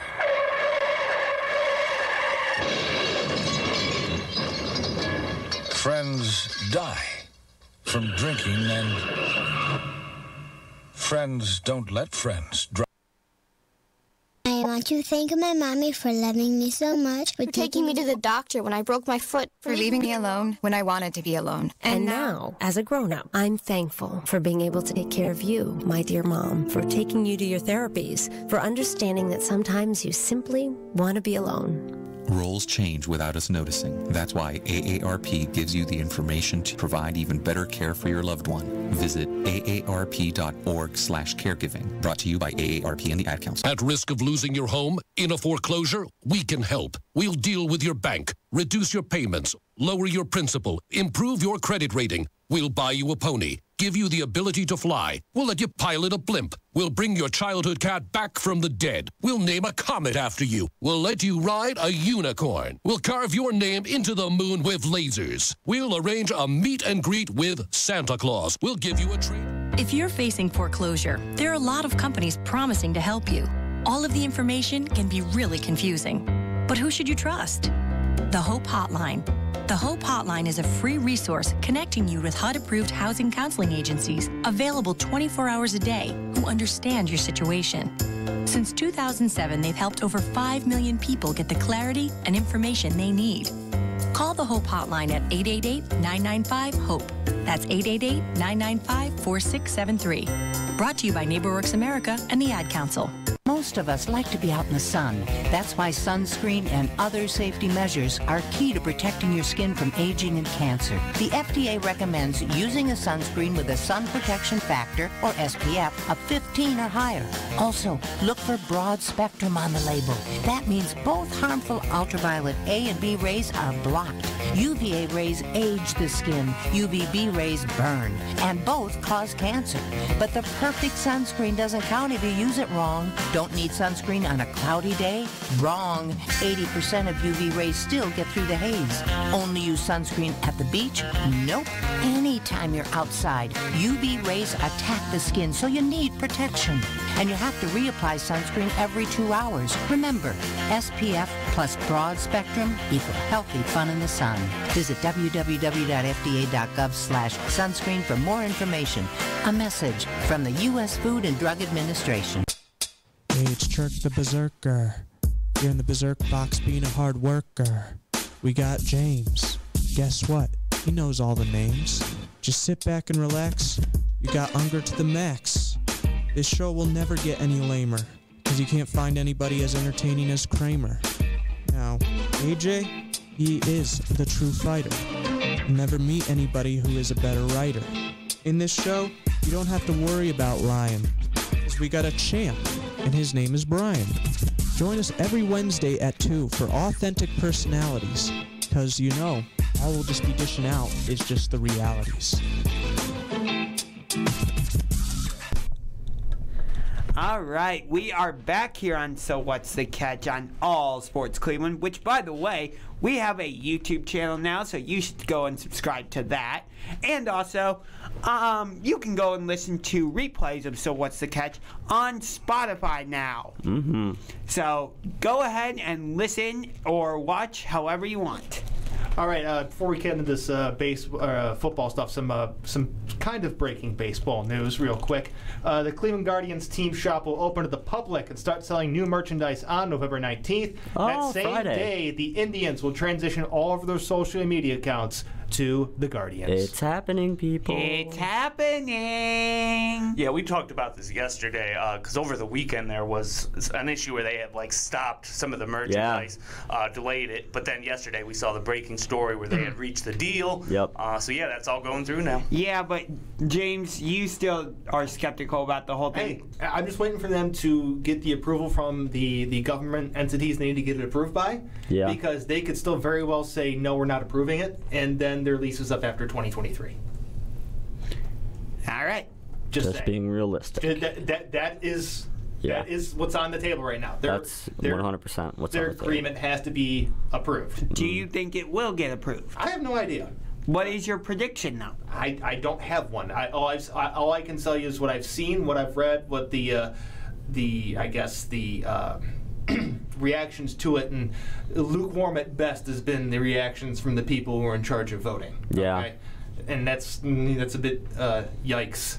They haven't told us too much about what this agreement they came to with the roller derby team is, too. They just said that they've reached an amicable agreement and that they'll both continue using the name. Probably involves a lot of money. That's what I mean. It's more than the less than $10,000 they initially offered. Well, yeah, that first offer that they gave them was so insulting. That was a joke. That was just that was an FU offer. We're going to give you money just to go away. Yeah. We're not even really going to entertain you as this being an issue. Then, oh my God, guess what?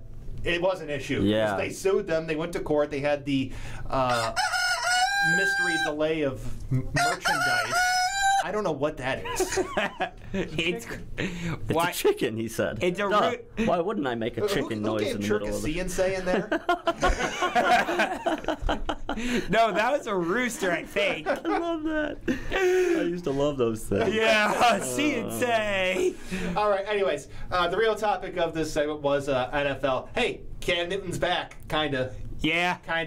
Kinda. Scored some touchdowns. He did. And the Panthers wrecked the Cardinals. So you think Cam Newton is going to have revitalize his career because of being back on the Panthers? Yes. I don't think so.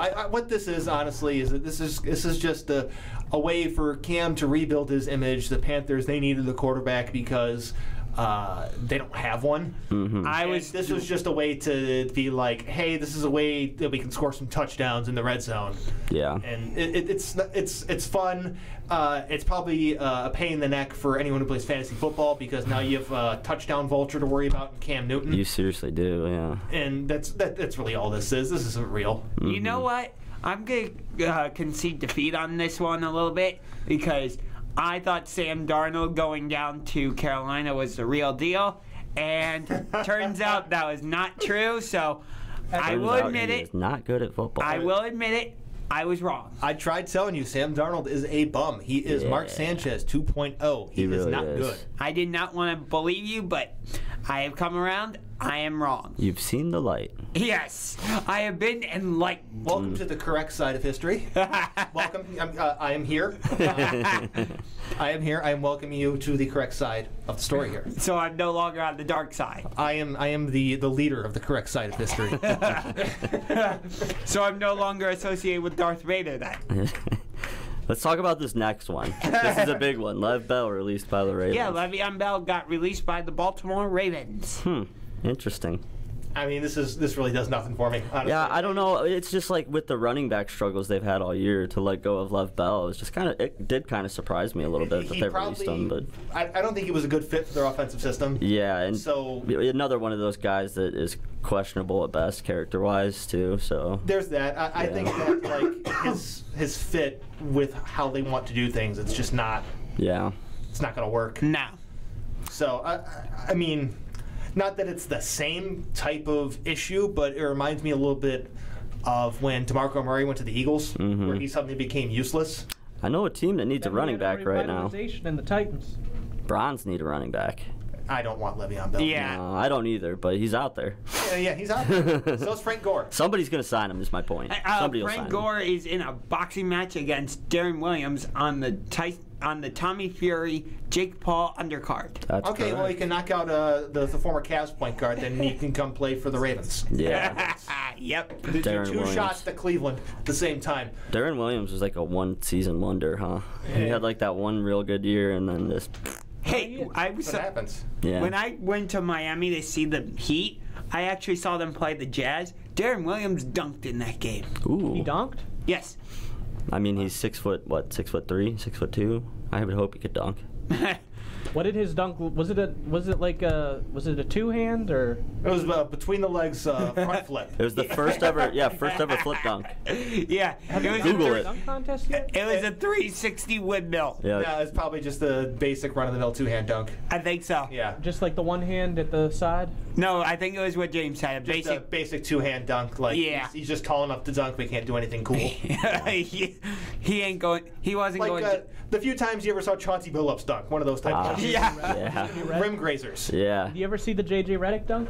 No, Yeah. I haven't. JJ threw it down a couple times. Yeah. All right, what we got next? Who needs to win more on Sunday? The Dallas Cowboys or the Kansas City Chiefs? Kansas City. Yeah. I'm still with Kansas City. I think Dallas is. They're fine right now. They're fine. Yeah. Their record is Kansas fine. City's still trying to figure things out. Yeah, I would agree with you. I think it's 100% Kansas City. They supposedly got back on track last week against the Raiders, but I want to see it more. I want to see it again. If they do it again, then I'll be like, okay, everyone else is in trouble. Yeah, I'm on the same wavelength as you on this one. The Cowboys, they're still doing fine. I mean, they're in the NFC least. They're going to the playoffs. That was my point about this one. It's like the Cowboys are already in. You know, the Chiefs still have a ways to go to guarantee By their no spot. credit of Mike McCarthy either. Yeah, I think it's definitely way more important for the Chiefs than the Cowboys. What do you thought? Agreed. Okay. Agreed. All right. How do you feel about Mike McCarthy, though? I think Mike McCarthy's a fraud. Yeah. Yes. He only won that Super Bowl because of Aaron Rodgers being his quarterback. That's it. If Aaron Rodgers wasn't his quarterback, he doesn't have a Super Bowl ring. Plain and simple. The way I look at it is I think Mike McCarthy is a fantastic liar, is what he is. Because he spent that year away from football, made this big whole thing about he's into analytics now. He's got, like, an analytics team. He's hanging out with Jim Haslett for some reason. Yeah. And, you know, he's turning that next step and turning the page, going from football guy to numbers guy, then an introductory press conference, and basically admitted it was all a lie. Yeah. Brutal. Yeah. It was hilarious to watch play out in real time because I had a feeling that's what was happening. Mm-hmm. But to actually see it and him just be like, guess he just swindled the Cowboys out of some money. Yeah, This guy. He's a con artist. He really is. What's he going to use it on, you think? What'd you say? What's he going to use his money on, you think? I don't know. No. From what I hear, he likes to smash watermelons from time to time. Oh, he thinks he's Gallagher. Yeah. So, That's pretty funny. That's pretty funny. I was just so like zoned out on everything, and all I just heard was somebody smashing watermelons like Gallagher. Yeah. Mike McCarthy has smashed watermelons before games. Mm-hmm. It's a whole big thing, like with Big Cat and Pardon My Take at Barstool, where he bets on the Cowboys to lose and they win, and he finds out it was a watermelon game. Mike McCarthy smashed a watermelon. Yeah. He's like, you gotta let me know if it's a watermelon game so I know to bet on the Cowboys. Do you think this game against Kansas City is going to be a watermelon game? Ooh. The NFL's bizarre. That's all I The NFL is very bizarre. It is. Okay, but. What do you think? Is this going to be a watermelon game? No, he did something else weird this past week. I can't really remember the specifics, but he did something else weird. He might do something else weird again. Yeah, He's more like, likely. He's like the football version of Joe Madden, but like less cool and more weird. I love that. He looks like John Candy, the football coach. Tell me he doesn't look like John Candy. Kind of does. A little bit. Okay. A little bit. A little bit. But, I mean, Mike McCarthy's weird. That's what we're learning. Mm-hmm. He went to Dallas and got super weird. John Candy was weird. Yeah. The Cowboys are winning in spite of Mike McCarthy, I would say. They're winning. He's just there. Yeah. That's why I said they're winning in spite of him. I don't. I'm not a fan of Mike McCarthy. I'm never going to be. I'm not going to suddenly be like, Mike McCarthy's a great coach or he's a genius. I'm He's not. If he were to win a Super Bowl, he would take. He all the already credit. did. Guarantee it. He already did win a Super Bowl. Super Bowl 45. And he tries Packers, taking all the credit. Steelers. And I was the biggest Packers fan that day, my friend. Yeah. I'm with you against there. the Steelers. Yeah, that was fun. I'm with you that was there. actually fun. That was a good Super Bowl, too. I enjoyed that game. Charles Woodson, I remember Charles Woodson going to the locker room and then coming back. It was fantastic. I'm sure, Kramer, you loved that Super Bowl as well. Oh, yeah. Anytime the Steelers lose, especially on the big stage. 100%. Oh, yeah. So much fun. So much. I was thinking about this earlier, too, like why it bothered me so much when the Browns lost this last week, and why Browns losses in general hit me more. And it's obvious when I think about it, and that it's, with football versus like basketball or baseball, you only have those 16, 17 chances. Yeah. So like if the Indians go out and have a bad week or two, you can come back from that. Yep. And it's every one of these is such a big deal for the Browns right now. Well, we gotta go to commercial land, but when we come back, we are talking college football. They'll test you. Try to break your will. But however loud the loudness gets, however many cheese puffs may fly, you're the driver, the one in control. Stand firm. Just wait. And move only when you hear the click that says they're buckled in for the drive. Never give up till they buckle up. Adopt US Kids presents Multiple Choice Parenting. Your daughter just got invited to the prom. Do you A, meet her date? I need to see your past date report cards, your driver's license, a list of references, and this hair sample. B, help her pick out a dress. Don't you just love the long sleeves and turtleneck on this pantsuit? Ugh. C, attend the prom undercover. Mom, what are you doing here? I'm not Mom. I'm Calvin, the new kid at school. Or D, capture her big moment. Let's take a photo of you two. I'm in the middle. When it comes to parenting, there are no perfect answers. But that's okay, because you don't have to be perfect to be a perfect parent. Teens in foster care will love you just the same. For more information on how you can adopt, visit adoptuskids.org. A public service announcement from the U.S. Department of Health and Human Services, Adopt U.S. Kids, and the Ad Council. It may be hard to believe, but people just like you are already saving money. FeedThePig.org makes it easy. Their simple savings plan teaches you how to start saving without going overboard. So you don't need to ditch the car and start rollerblading to work. I look ridiculous. You look ridiculous! You don't need to start foraging wild berries. I was skeptical, but these are actually pretty good. You don't need to sell your organs on the black market. Lie back. This is gonna hurt. Yeah, that hurts. You don't need to rent out your apartment to drifters. I made a fire with the wood in your bedroom. That's my dresser! And your closet door. You just need an internet connection. Don't get left behind. Start your personal savings plan with the tips and tools on feedthepig.org. That way, you don't need to sell all your belongings and live in a commune. These dungarees belong to all of us now, Tom. Brought to you by the American Institute of CPAs and the Ad Council. This is So What's the Catch? Your home for the random Cleveland Athlete of the Week on All Sports Cleveland.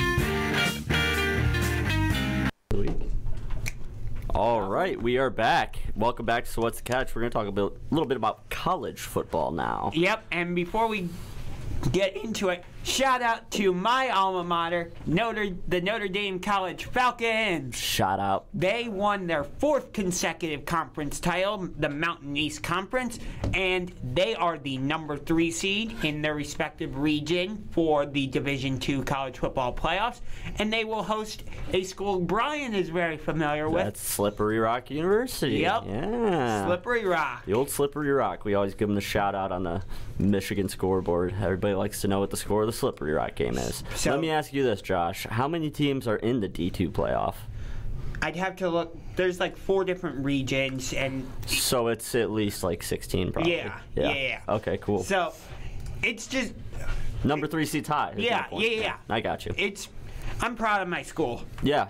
I mean, I love that about like for me, it's like if you went to school somewhere, like root for them. You know, Yeah. like you're actually a part of that in a certain way. You know, like more so than with like Cleveland. Like, yeah, we're all from the area, you know, but like when you're an alumni somewhere, you're kind of like a piece of that. Yeah. So I get that. I like that. So I'm really proud of my Falcons. And well, let's get to the college football that everybody else in the world cares about. Because unfortunately, let's start off with Cincinnati.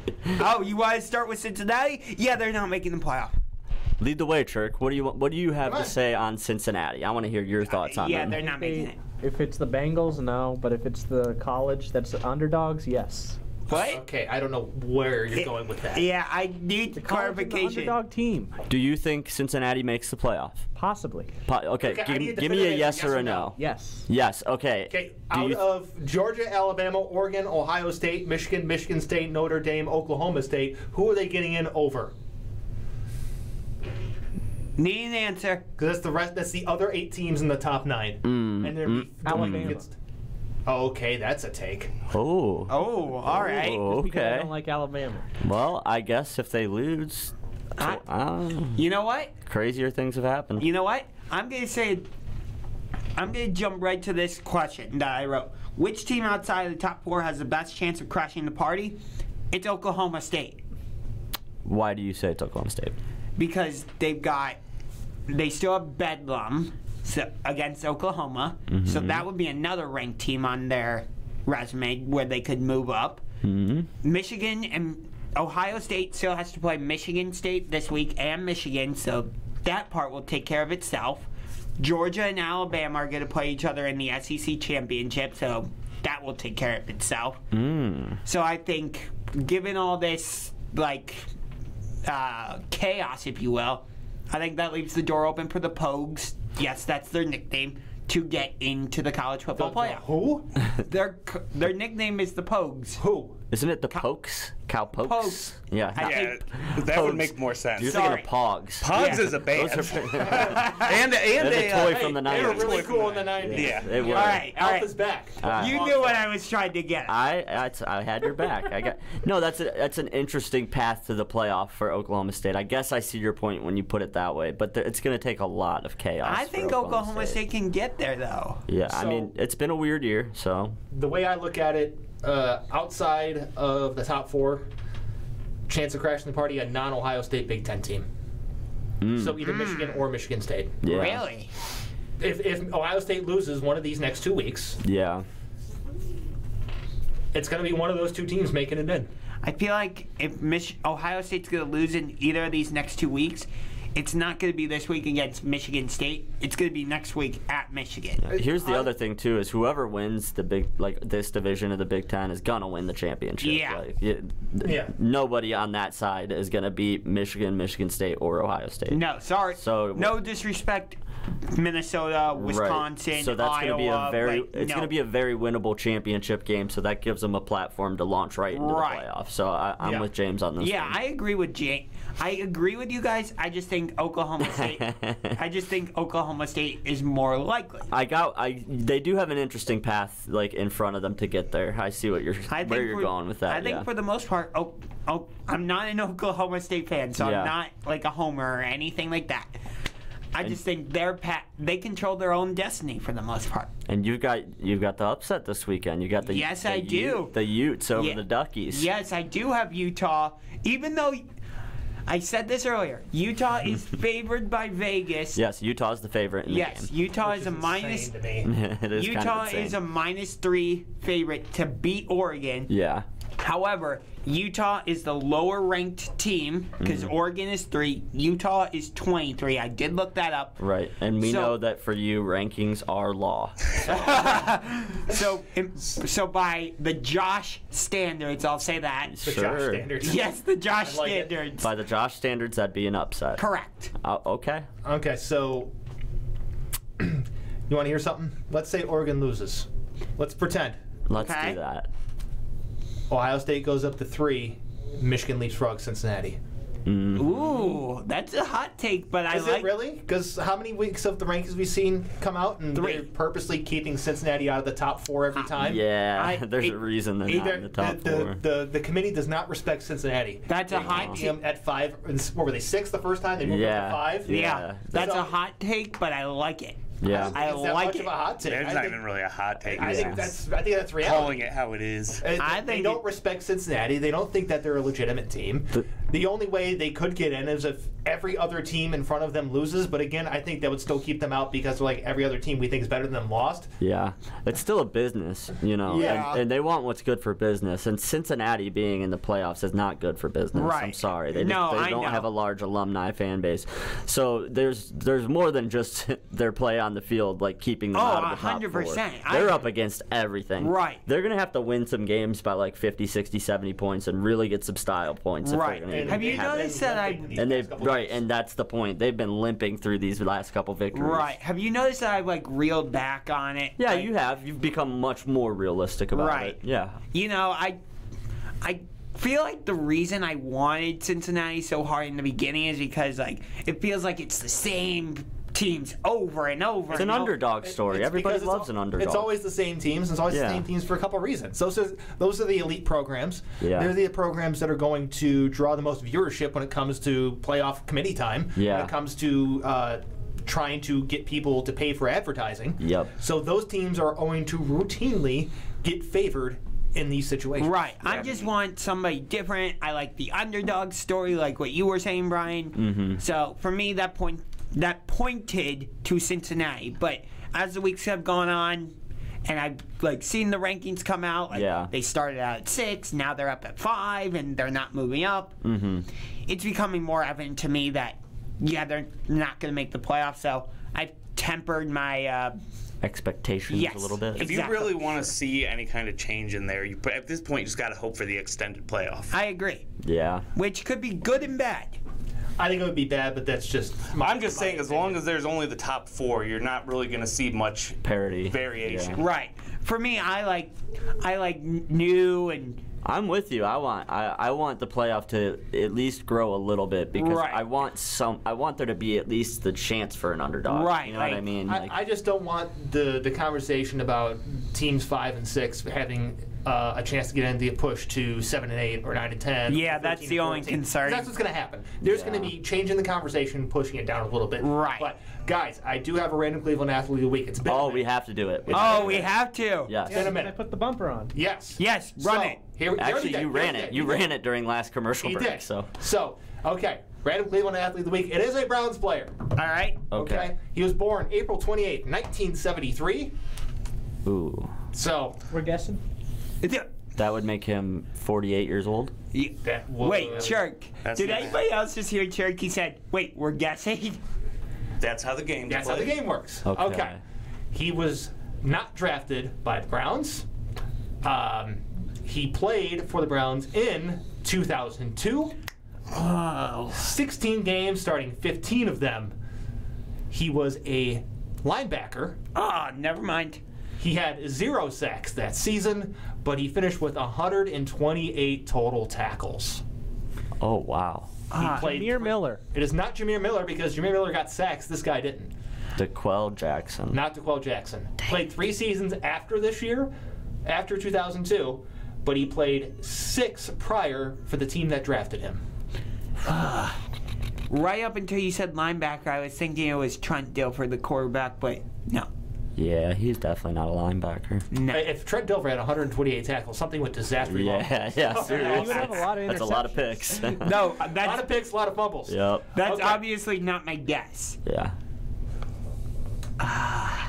He finished his career with 11.5 total sacks and 957 total tackles. Okay. He played for 3 different teams. He finished his career playing 3 seasons with the Detroit Lions from 03 to 05. Somebody just got a text. I don't know. Yeah. I already guessed anyway. I'm out. I'm blanking on this one. You can keep guessing. Oh. Yeah, that's this isn't his quiz. Yeah, I got you. Finished his career with Detroit.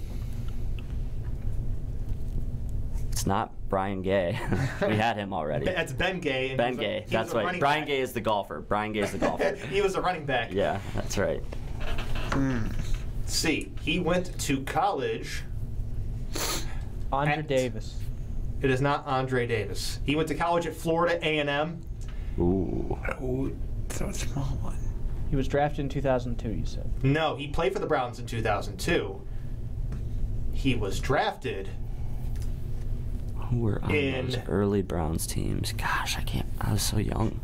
Yeah, I was. Dwayne Rudd. It is not Dwayne Rudd. He was drafted in the 4th round, 126th overall of the 1996 NFL Draft. So he was drafted when the Browns weren't a team. That was the year. Earl Holmes. There you go. You got it. Finally. Didn't even tell you he was drafted by the Steelers. Nice. Earl Holmes. Good one. Nice. Chirk. There we go. Chirk. Good job, Chirk. The Browns and the Lions. Yep. The reason I chose Earl Holmes because Browns and Lions play each other this week. I see what you did there. I like that. Everything came full circle there. Well done. Everything comes full circle. A lot better than the Doors album, Full Circle. That was terrible. Ooh, that wasn't their best. Do you think we should bring him back? Who? Jim Morrison? Absolutely. Let's I would bring love to see Morrison them back. animate the corpse of Jim Morrison. Same here. No, I said Earl Holmes come back. Oh, Earl Holmes ain't coming back. Nah, but we got to go to a break. We come back. You guys got your quick little hockey update. I will be running a timer. And we got quiz. All right. 2 quizzes, actually. Hi, it's Olivia Munn with my shelter pets, Frankie and Chance. Say hi, guys.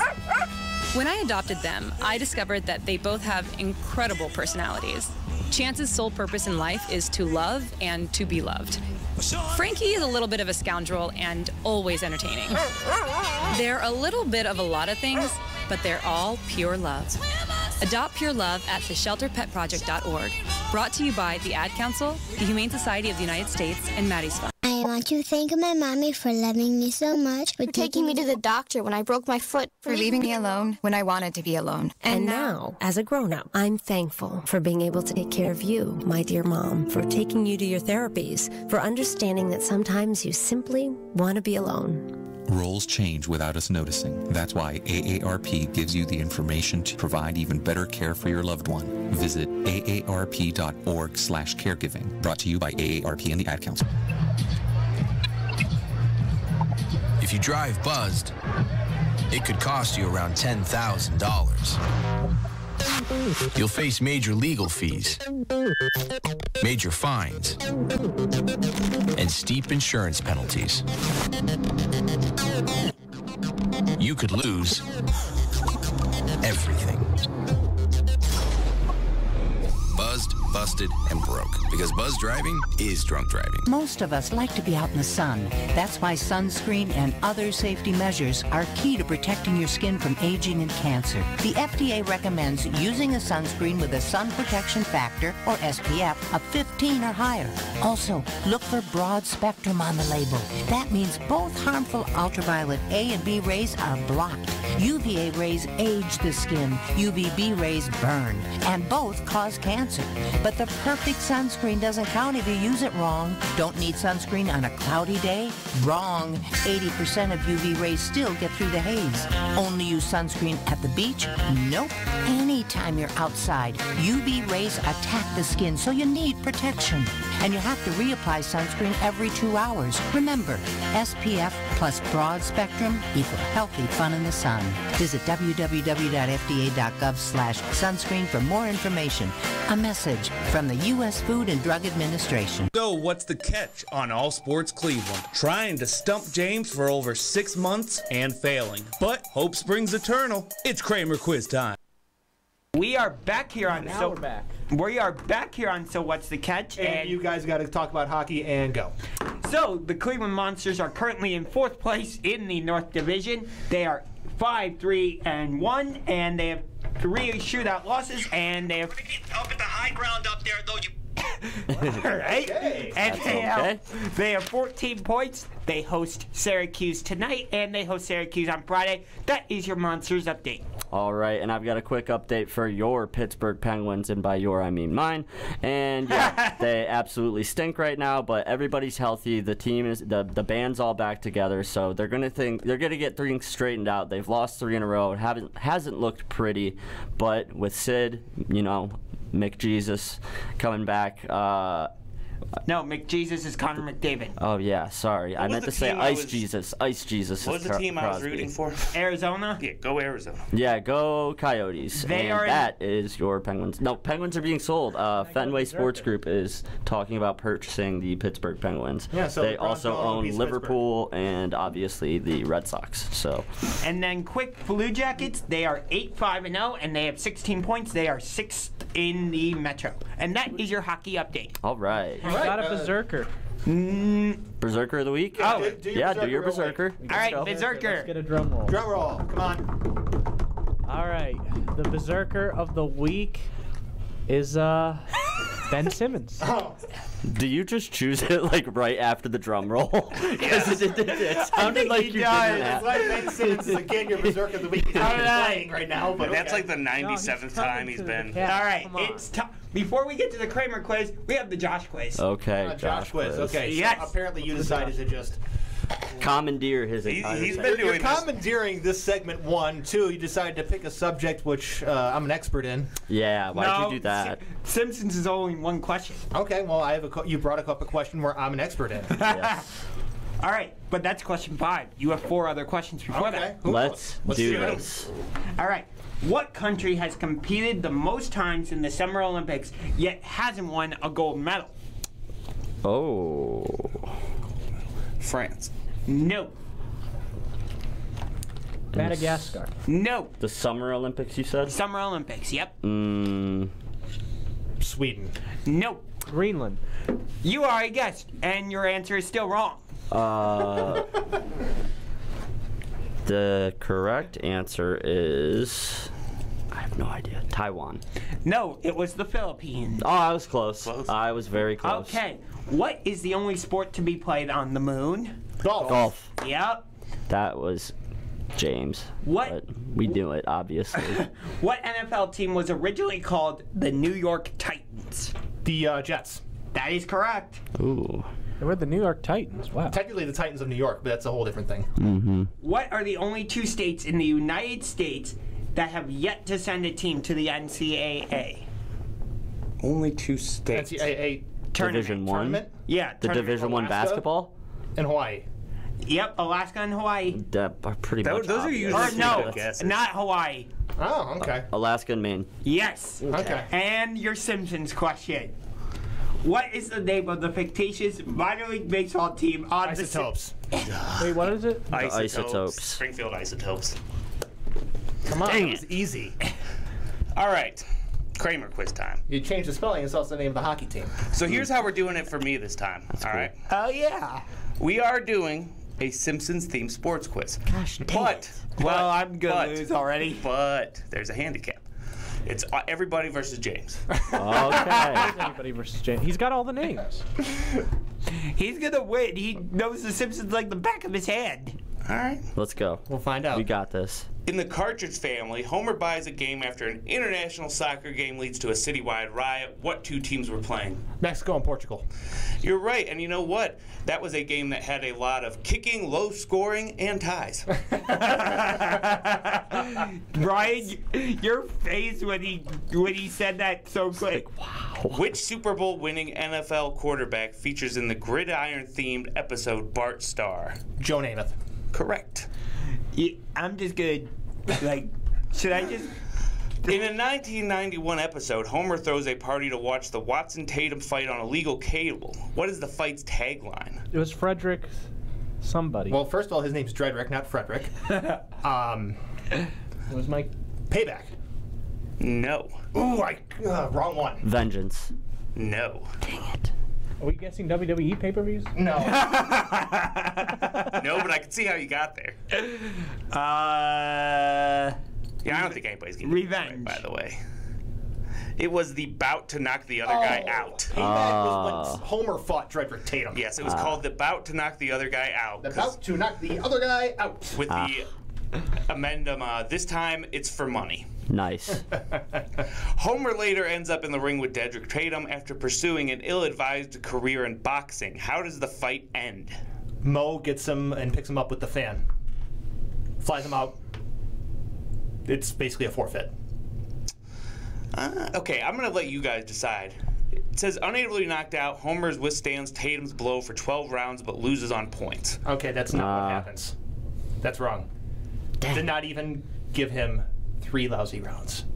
Says Lucius to Mo after the fight. Dang. Wow. Wow. I think we have. Oh no, I clicked. You're right, and I clicked on the wrong one. Yeah. Oh. Yep, you're right. And I knew you were right. I thought the quiz was wrong for a second, but I clicked on the wrong one. All right. Anyway, Simpsons did it. Give me my point. I already did. Oh no, I get it. Simpsons did it. Yeah, I'll get the South Park reference of The Simpsons. Okay, yeah, you got 3. Okay. In season 6, Bart and Lisa end up on opposing sides when the Mighty Pigs face the Quickie Mart Gougers. What sport? Hockey. Oh man, I thought that might have been one. It's too late. I'm having trouble with the Simpsons quiz. I haven't watched them in a while. These are all old episodes that I've watched fairly recently. Krusty the Clown ends up in a debt after betting thousands of dollars on what unlikely result? The Globetrotters losing. Yep. Jesus. Said by Krusty, I thought the Generals were due. I need to watch all of these. Krusty doesn't have much luck with sports in general. In a flashback episode, what controversial moment cost him millions of dollars? He stepped on the line in a bowling event. No, he faulted in bowling. Good guess, but no. Dang it. He rigged all of the Krusty Burger giveaways to be in sports that the American team is terrible at winning, but the Russian team boycotts, and so all the American teams win. He gets it. Gosh dang it. Yeah, the answer, the 1984 Olympic boycott led by the Soviet Union in a reference to a disastrous McDonald's campaign. Krusty Burger giveaway to celebrate U.S. goals becomes disastrously expensive when Eastern Bloc countries pull out. So yes, nailed it. Should we all just concede now and let him win? No. This is fun. It's fun. No, let's keep going. Which Brazilian was the first footballer to perform a cameo role in an episode? It was indeed Ronaldo. In Homer at Bat, Mr. Burns recruited 9 major league players to Nuclear Plant softball team, but many of them encounter misfortune. What fate befell Ken Griffey Jr.? Gigantism. Kind of. He drank brain tonic. The nerve tonic, yeah. His face swells up after the nerve tonic. Yeah, it's gigantism. Who is the only MLB player to make the Plants championship game, leaving Homer free? Darryl Strawberry. Yep. This is demoralizing. Lisa the Greek, an episode that aired in January 1992, correctly predicted the outcome of what event? Super Bowl. 9/11. Super Bowl. It wasn't 9/11? No. Okay. That was the episode where they went to New York. Oh, okay. Lisa, it's your birthday. Super Bowl. Ooh. There's a number. Super Bowl number 13. No. 25. Ridiculously close, but no. Super Bowl 24. No. Super Bowl 26. Yes. Yay! What you guys got on the board? Yay! I got you most of the way there, but if you guys didn't get that, I was gonna lose it. Yeah. Okay. You're welcome. One for the purist. What free gift comes with the classic video game Lee Carvalho's Putting Challenge? Golf ball. No. Putter. No. Baker Mayfield. Awesome guess, but no. It's a T. Taco. No, it is a scoring pencil, actually. Scoring pencil. Oh. No, I was gonna guess a hot dog. I don't know why. Sticking with computer games, what sport does Homer invent in The Simpsons Tapped Out? Oh. I guess this was a video game. This was a mobile game. Yeah, I never had it. I played it when I messed up my back because I had nothing else to do. I never got into The Simpsons games. He invented a new sport, you say? Yep, he invented a new sport. So you're looking for the name of the new sport? Name of the new sport from the game The Simpsons Tapped Out. No, that was South Park. Is it Matt Trey? It was a good movie. Sarcastaball? No. No, that was also Matt Trey. I don't know this one. It's actually. Do you have any guesses? No. I was trying to get you there. It was from the name Tap Ball. Oh. In 2001, 4 legendary U.S. tennis players played doubles on the Simpsons' backyard court. Who did Homer steal money from? Pete Sampras. No. Andre Agassi. You're right. I'm trying to figure out who answered first, though. It was him. Rock, paper, scissors. I just heard him start to say and I know that only tennis player I know that starts with a P is Pete Sampras. I heard them both at like the exact same time. That's what threw me off. But yeah, give it a chance. Yeah. Finally, which real-life minor league baseball team was inspired by Simpsons Albuquerque Isotopes. Correct. Gosh darn. Dang it. What's the final score here? Oh, no. 1 versus 8. Let the people do the score on their own. 1 to 8. Oh, man. Why'd you have to say it like that? 1 to 8. I'm just... Should I just go hide in the corner and cry? Yeah, we all should. That was a fun quiz. We should do some more Simpsons quiz. We should. We should not. I wish I could have answered because I actually do a lost quiz that I know Lost inside and out. The current center for the Cleveland Cavaliers. Taco Fall. Yep. Guess what? Hey, I won the Berserk quiz. Let's go. The Berserker Bowl. Hey, Brian, do you have a quiz? I do not have a quiz. I could see if I could think of something off the top of my head, though. What video game says, I see you, Keyshawn? NFL 2K2. It's 5. NFL 2K5.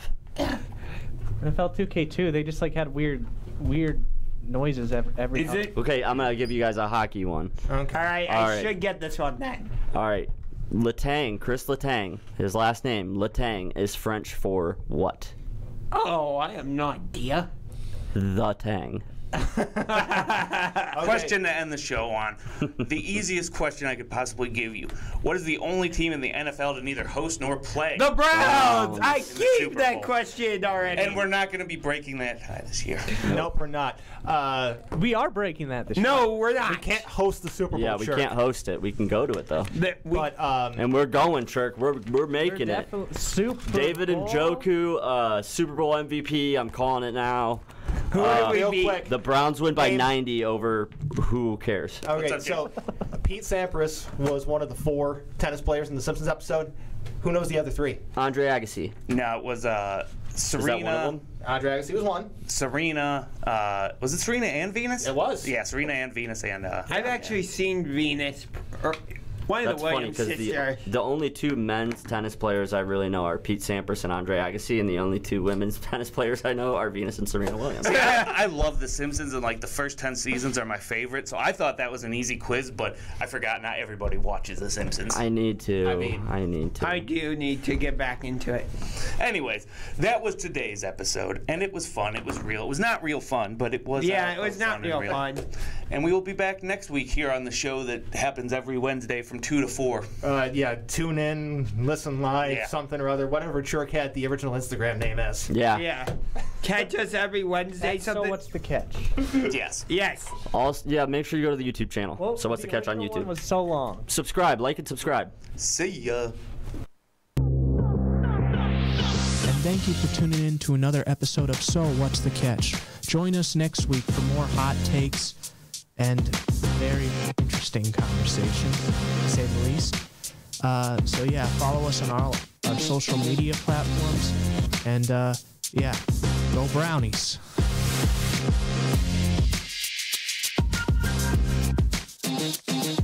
I think it's funny, but we were talking about it before the show. When I was little, I didn't talk for a long time. I was sensitive to lights and sounds, so I built secret hiding places where they couldn't get in. Sometimes I do the same things over and over, until one day I found... Friends die from drinking and driving.